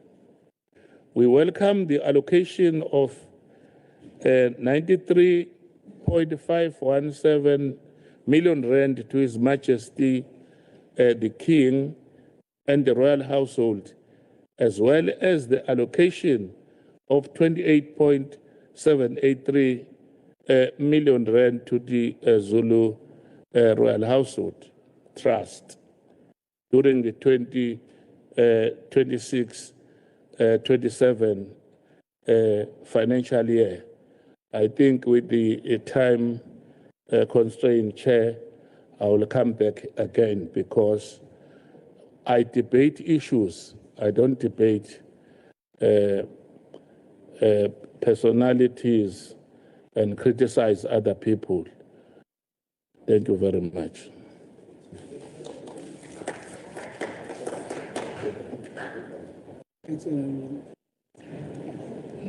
Thanks, Honourable Kwala. We now ask Honourable Emily Lungwane on behalf of the ANC to debate for 4 minutes. Over to you, finish. Honourable Chairperson, Honourable the Premier, MECs, and all members of the Legislature. Chairperson, government may change, collision may emerge, and administrations may evolve, but the institutional obligation of the state remains constant. That is to serve the people with integrity, competence, and accountability. It is this enduring principle, championed by the African National Congress since the advent of our democracy, that has shaped the character of our democratic state and continue to guide our vision of a capable, ethical, and developmental state. This seventh administration came and took over a well-oiled machinery. The ANC has laid the foundation, and as we continue today, the foundation that was laid by the successive ANC governments remains strong. It is an undisputed fact that Premier Ndebele, Mkhize Zikalala, and Dube laid a solid foundation that this provincial government is standing on. You will notice that there is those premiers that we have recognized. We are happy, Honourable Premier, that today you continue with the work on the foundations laid by your predecessors. Umsebenzi omuhle awuqhubeke emhlonishwa Ndunankulu. It is therefore encouraging. In considering vote 1, we find the office of the Premier that recognizes that improved governance, evidence-based planning, ethical administration, and accountability are indispensable in fulfilling that constitutional mandate. These are not merely administrative ideas. They are the very foundations upon which public confidence in government is built. Honourable Speaker, Honourable Chairperson, the Office of the Premier is entrusted with a budget of about 856 million for the 26-27 financial year, an increase of about 4.6% from the previous financial year. While very modest, this increase provides an institution with an important opportunity to strengthen coordination across governance, improve planning, and accelerate implementation. But Chairperson, coordination alone cannot become an end in itself. People of KwaZulu-Natal do not measure government by the number of plans it produces, meetings it convenes, or embezzles it conducted. They measure government by whether taps run, roads are maintained, clinic function, schools perform, and opportunities reach every community. That is why the ANC welcomes the Office of the Premier's continued investment in monitoring and evaluation and digital governance. We note the expansion of performance targets from 23 to 25, including strengthened ICT systems and evaluation mechanisms. So we say, of course, we note also the DDM model that continues to be one of the most important platforms, reforms that introduce improved cooperative governance and integrated planning. Thank you.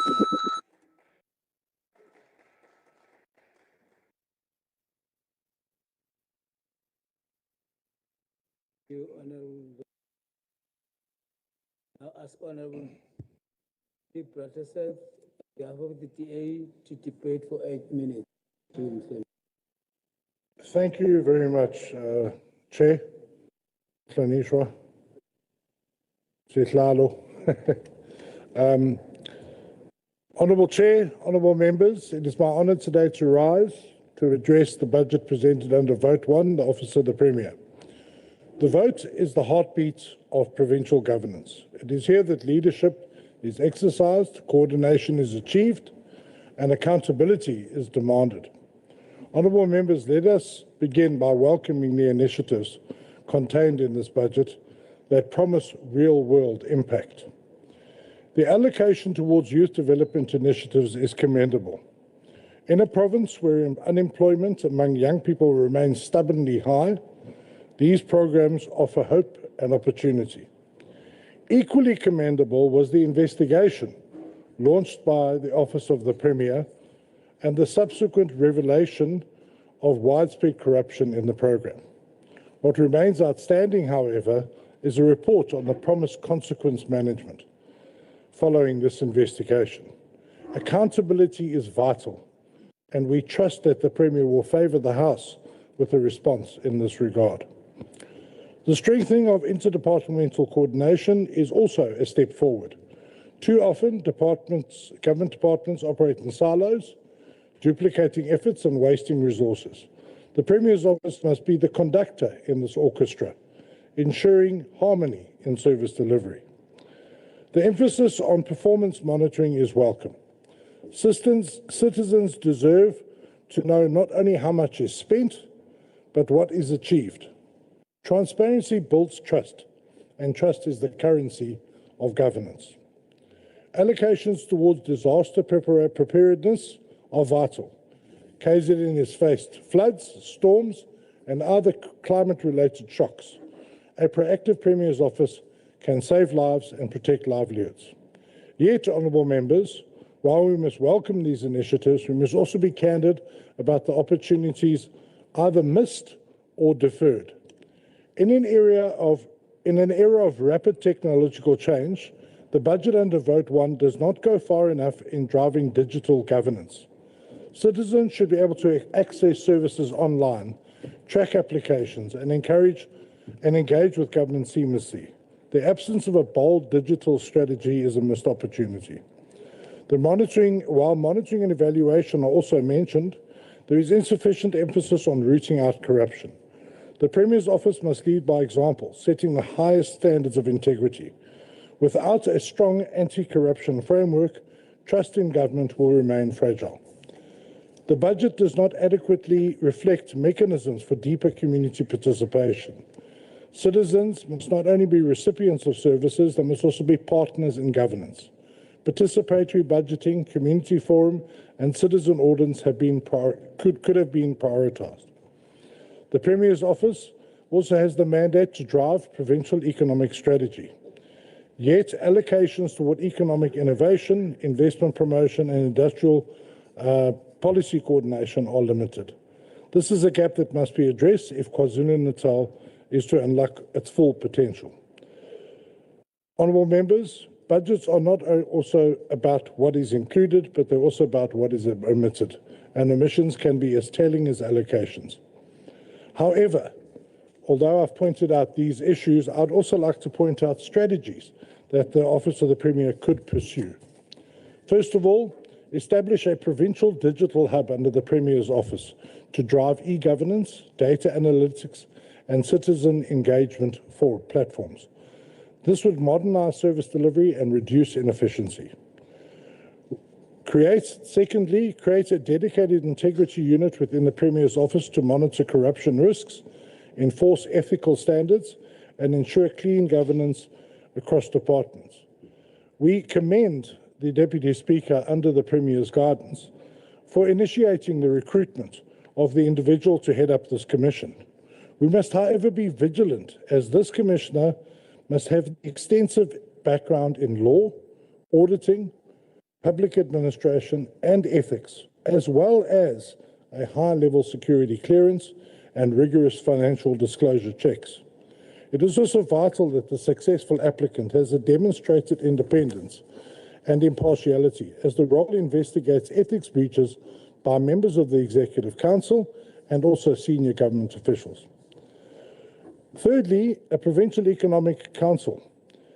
The Office of the Premier could convene a council of business leaders, academics, and civil society under the Premier's office to shape economic strategy, attract investment, and drive innovation. Fourth, expand disaster management into a broader climate resilience framework that is proactive rather than just reactive, and include integrating housing, infrastructure, and agriculture planning to withstand future shocks. These strategies would not only strengthen the Premier's office, but also ensure that Vote 1 becomes a driver of transformation rather than a mere administrative centre. Honourable members, as with all votes, we must balance realism with vision. Yes, resources are finite. Yes, difficult choices must be made, but leadership is about setting priorities that inspire confidence and deliver tangible results. The Premier's office must embody balance. It must both be visionary and disciplined, both ambitious and realistic.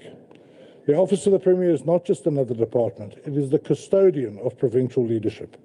The budget must therefore not be judged not only by its allocations, but also by its capacity to inspire confidence, to coordinate effectively and deliver results. Honourable members, let us call on the Premier's office to rise to this challenge. Let us demand governance that is clean, efficient, and inclusive. Let us insist that Vote 1 becomes the engine of transformation in KwaZulu-Natal. In conclusion, Chair, we welcome the initiatives under Vote 1 that promise real-world impact. We present strategies to strengthen this vote. This is not criticism for its own sake, it is constructive engagement. It is a call to ensure that the Office of the Premier fulfills its role as the nerve centre of governance, the custodian of integrity, and the driver of transformation. Honourable members, let us support this budget with both appreciation but also vigilance. Let us welcome what is good, critique what is lacking, and propose what is necessary. Only then can Vote 1 serve the people of KwaZulu-Natal. I commend this budget to the House. Thank you.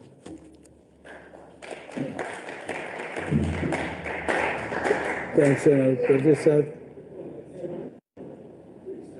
We now ask Honourable W.N. Mkhize from the MK Party to debate for 7 minutes. Over to you. Honourable Chairperson, honourable members of this House, today on behalf of Umkhonto weSizwe Party, I rise to engage constructively with the work of the Office of the Premier. Let me begin by acknowledging that there has indeed been measurable progress in certain areas. The Office reports that it achieved 96% of its target in the fourth quarter of the 2025-2026 financial year, a notable improvement from the previous quarter. This indicates that the system of reporting, internal coordination are in place. And where these systems functions well, they must be recognized. However, Honourable Chairperson, the role of Umkhonto weSizwe Party is not merely to upload performance on paper, but to interrogate whether performance translates into the meaningful change in the life realities of the people of KwaZulu-Natal. It is precisely here where concerns begin to emerge. While the administration report high compliance and improved outputs, communities across the province continue to experience persistent service delivery challenges. The very same report highlights ongoing intervention in water supply, sanitation, road electrification, and social infrastructure. These interventions are not indicators of complete success. They are evidence that the problems they seek to address remain unresolved. A performance score of 96% therefore does not reflect a province where challenges have been eradicated, but rather a system that is still largely in reactive mode.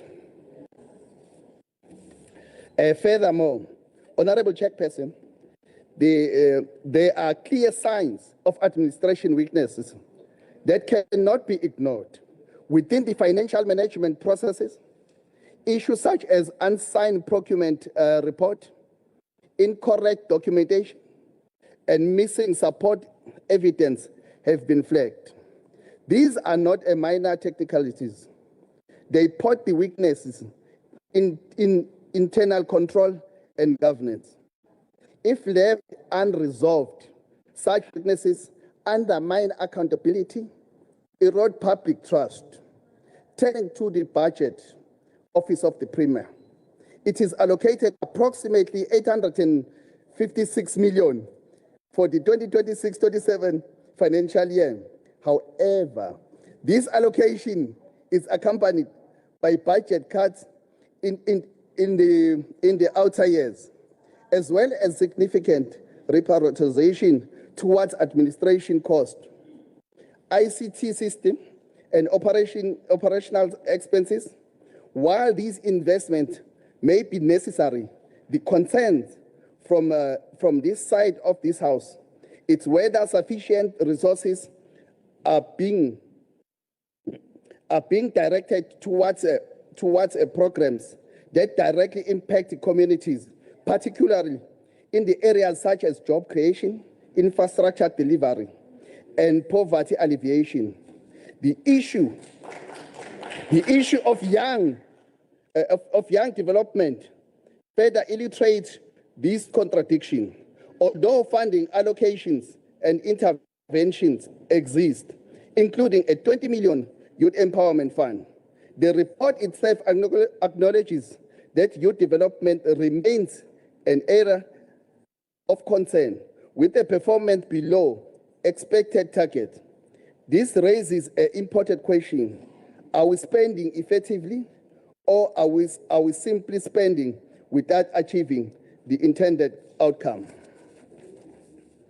Similarly, while there have been efforts to support vulnerable groups, including women, youth, and persons with disabilities, the scale of impact remains limited when measured against the need. For instance, although more than 7,000 women have benefited from empowerment programs, the broader structural challenges facing women in the economy persist. The Women Advancement Fund is commendable initiative, but progress shows that only limited number of beneficiaries have reached advanced stages of funding support. This suggests that access remains constrained and that the program needs to be expanded and accelerated. Honourable Chairperson, an equally important area of concern is governance and audit outcomes. The report indicates the decline in clean audit, with only 4 departments achieve the clean audit status, compared to 6 in the previous year. This regression signals weakening financial discipline across government, and it must be addressed urgently if to build a capable and ethical state. The performance of public entities further reinforces this concern. The Zulu royal household, for example, received approximately 38.9 million in transfers from the office of the Premier, and spent 89% of its allocation budget. While expenditure levels appear high, performance output do not always align. One key target relating to the implementations of Board of Trustee resolution was not achieved in the fourth quarter, highlighting gaps in governance and oversight.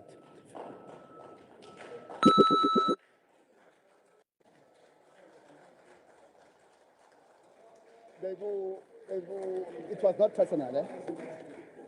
Or will, I'll do so. Thanks, Felicia. Sorry. We now move to the next honourable member, Honourable M.W. Twala, on behalf of the EFF for 4 minutes. Is he connected?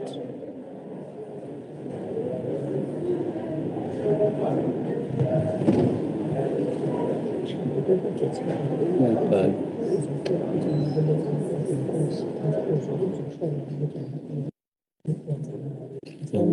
Okay.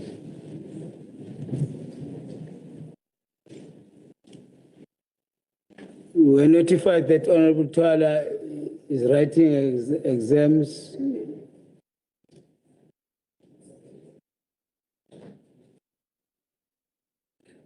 We are checking with Honourable Nkosi whether she is going to debate.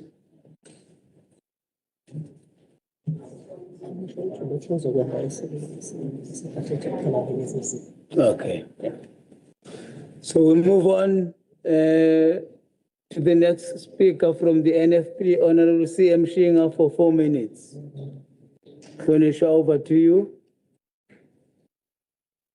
Thank you, Honourable Chairperson Demanded, the Honourable Speaker, Honourable Premier, the Honourable Chairperson of the Portfolio Committee on Ward 1, Honourable Mbali Fraser, and all Honourable members.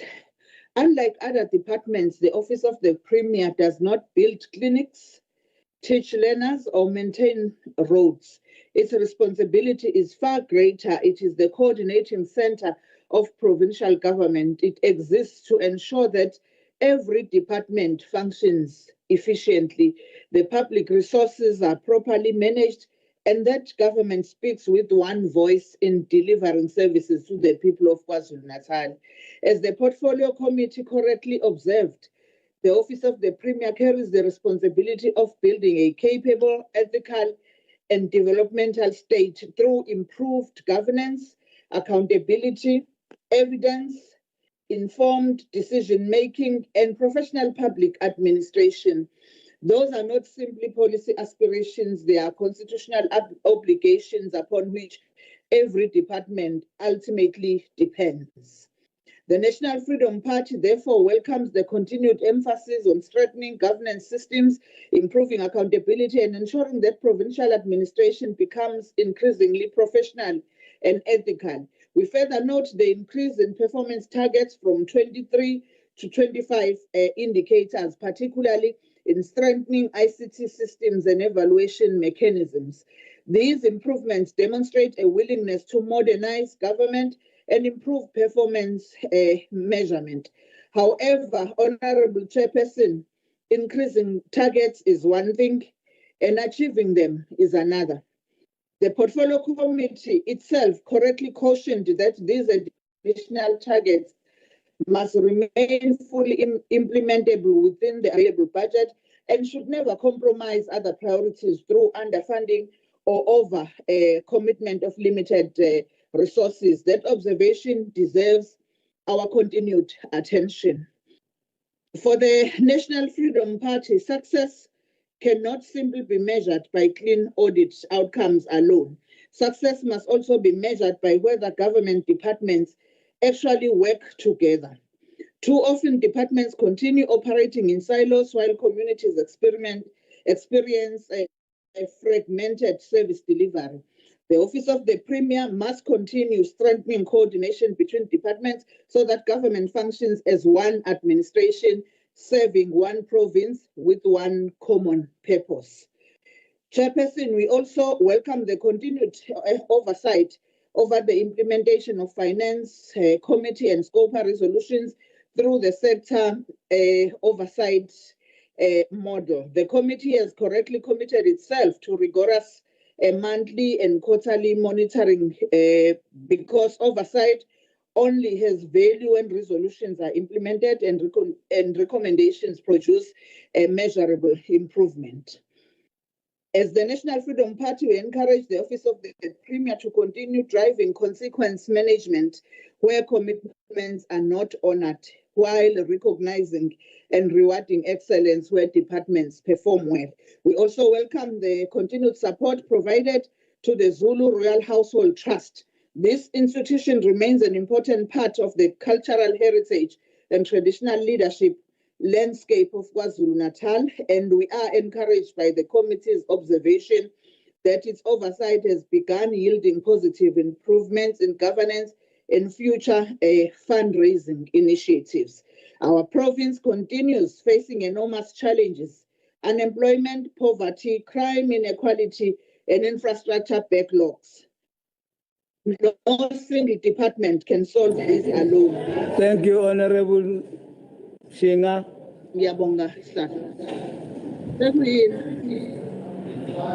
We now ask Honourable Nsimelane to debate on behalf of the ANC for 4 minutes. Over to you, Ntuli. Thank you very much, Chair. Good afternoon to you, to the Premier and all the honourable members in the House. Chairperson, the strength of any democracy is measured by the quality of its institutions, the integrity of its leadership, and its willingness to account to the people. Accountability and oversight are not obstacles to governance. They are what makes good governance possible. They are the foundation upon which public trust is built.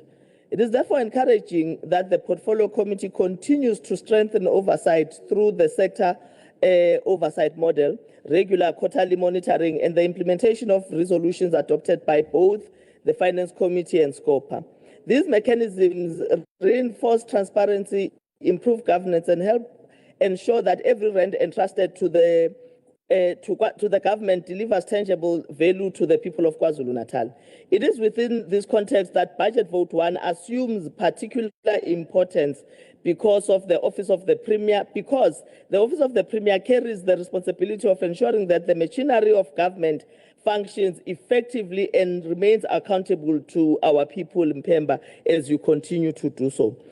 Chairperson, the Office of the Premier is more than an administrative center. It is the engine room of provincial government, responsible for policy coordination, monitoring implementation, and ensuring that departments work together towards a common purpose. We therefore support the increased budget for Vote 1 while expecting every additional rand to translate into measurable improvements in governance, efficiency, and service delivery. Budget allocation increases from 817 million to 856 million in the 2026-2027 financial year, representing an increase of 4.6%. With increased resources comes increased responsibility. As an office with coordinating functions, the people of KwaZulu-Natal rightly expect stronger institutions, better coordination, and improved outcomes. Among the Office of the Premier's most important responsibilities is the stewardship and support of the Zulu royal household. The ANC has consistently protected and strengthened this institution because it is far more than a cultural symbol. It embodies the history, identity, and traditions of millions of people in the province of KwaZulu-Natal and beyond. Through progressive legislation, sound policy, and sustained support, successive ANC-led administrations laid the foundation upon which the KwaZulu-Natal Zulu Royal Trust, Zulu Household Trust continues to operate today. This trust act was established in 2018 as a legislative framework to safeguard royal assets, strengthen administration, and preserve the dignity of this important institution for future generations. The allocation of 28 million rands demonstrates government's continued commitment to supporting the administration and management of the trust. We welcome the committee's observation that the trust is making encouraging progress in strengthening fundraising initiatives and improving the management of its assets. The next step is to convert these efforts into long-term financial sustainability, stronger governance, and greater public confidence. We hope that the trust will also be able to look beyond our shores and see how other trusts or other royal trusts are managed and actually function to strengthen the royal household. Chairperson, clean audits remain important because they reflect sound financial management. However, good governance cannot be measured by audit outcomes alone. It is equally reflected in ethical leadership, responsible stewardship of public resources, institutional stability, and most importantly, the confidence that citizens place in their government. We support the budget vote. Thanks to Honourable Simelane. We ask Honourable T.A. Nene on behalf of the MK to debate for 10 minutes. Over to him, finish.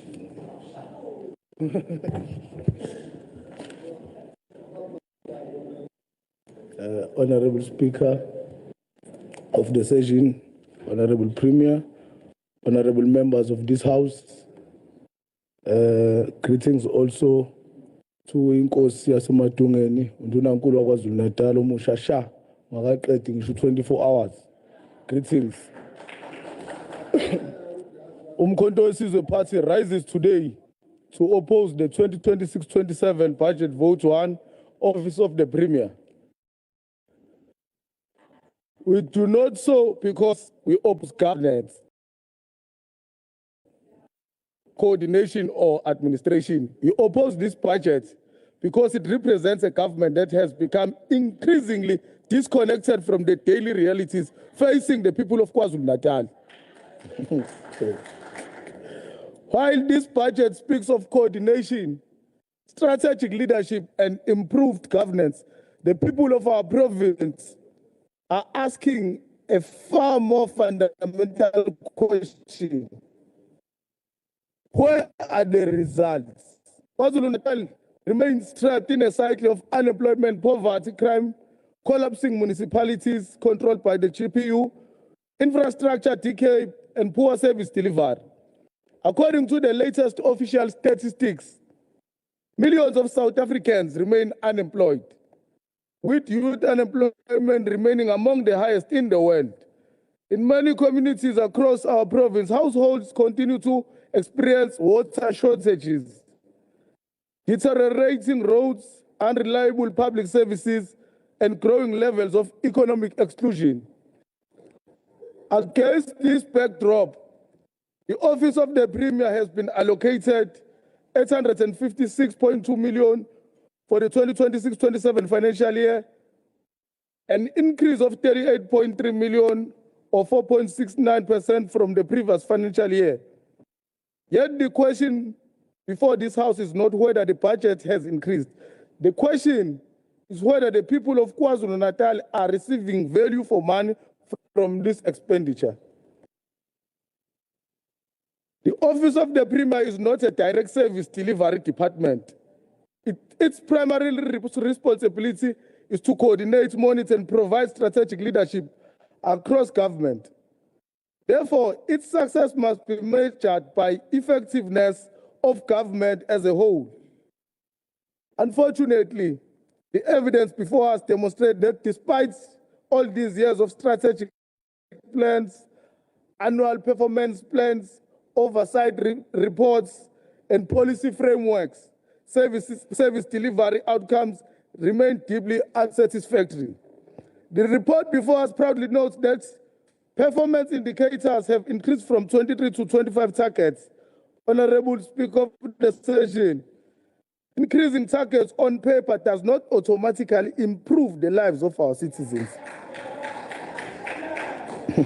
Government departments throughout South Africa have become experts at producing plans, reports, presentations, and performance indicators. Yet, communities continue to live without basic services. The people do not eat performance indicators. They do not drive on annual performance plans. They do not find employment through government frameworks. As Umkhonto wesizwe party, we are concerned that this budget continues to prioritize administrative processes over measurable outcomes. We are told that there will be improved governance, accountability, We are told that there will be evidence-informed service delivery. We are told that there will be ethical and professional administration. These promises have been repeated year after year. Yet corruption continues to drain public resources. Municipalities continue to fail audits.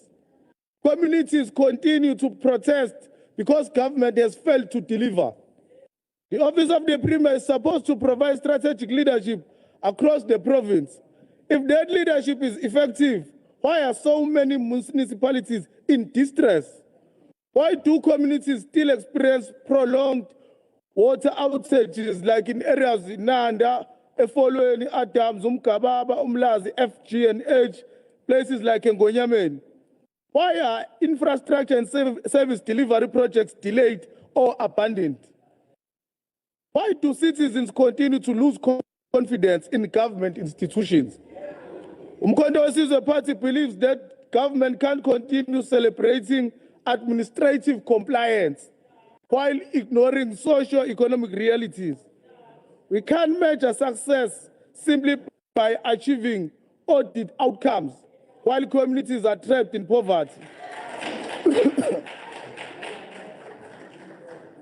A clean audit means little to a young graduate who can't find work. It means little to a pensioner who can't access reliable health care.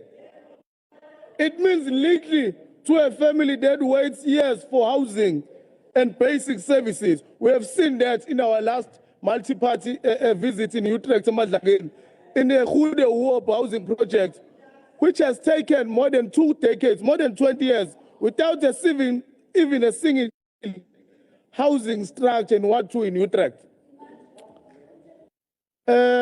On traditional leadership, funds allocated to protect Amakhosi Zizwe, which are plus minus 300, is in a snake with security rollouts and CCTV camera installations. They are frequently lagging behind schedule in previous quotas. Amakhosi akithi sikholelwa ukuthi awakavikeleki ngendlela ekufanele avikeleke ngayo. We therefore note the allocation of 28.3783 million to the Zulu Royal Household Trust. The MKB recognizes and respects the historical and cultural significance of the Zulu Royal Household. We support efforts that preserve the institution of traditional leadership and protect cultural heritage. The reality is that economic growth remains sluggish, poverty levels remain unacceptably high, and thousands of young people enter the labor market every year with little prospects of finding employment.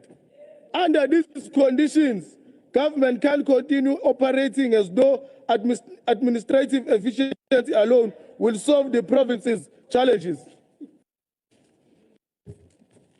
The MK party believes that the people of KwaZulu-Natal deserve a government that places service delivery before bureaucracy, communities before consultants, and development before self-congratulation. Public funds must be directed towards programs that produce visible and measurable improvement in people's lives. As an opposition party committed to accountability and good governance, we will continue to exercise rigorous oversight over the Office of the Premier. We will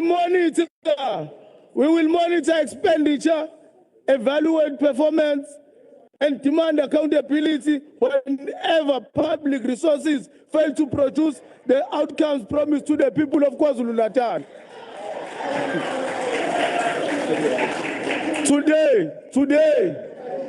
Today we send a clear message. Order. Honourable Kaula, can you please be in order?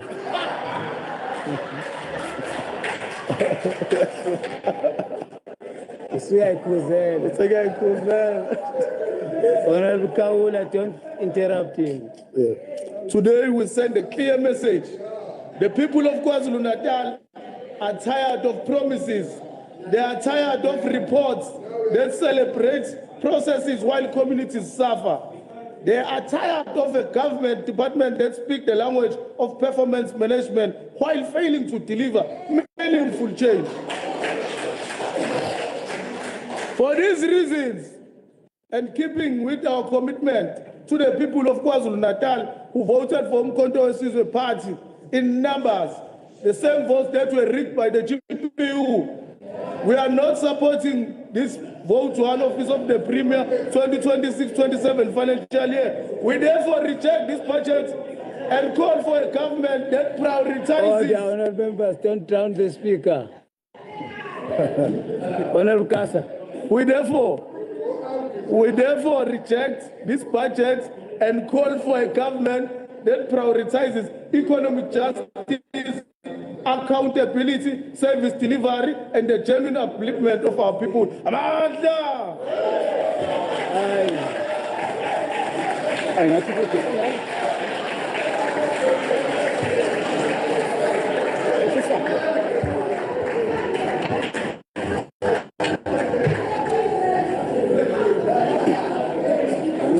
Honourable Mbacha.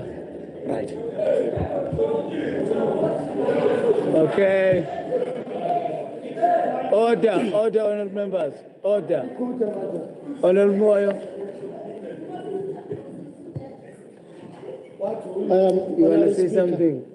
Yes, in Parma 57(1)(a), point of order. Chairperson, uma uthi order sikuzwa ingawa abantu bejama speaker usho electing ngathi ngasondela empobheni kanje sizokuzwa. Lingawubangi nalo umsini. Thank you, Honourable Nene. We now move.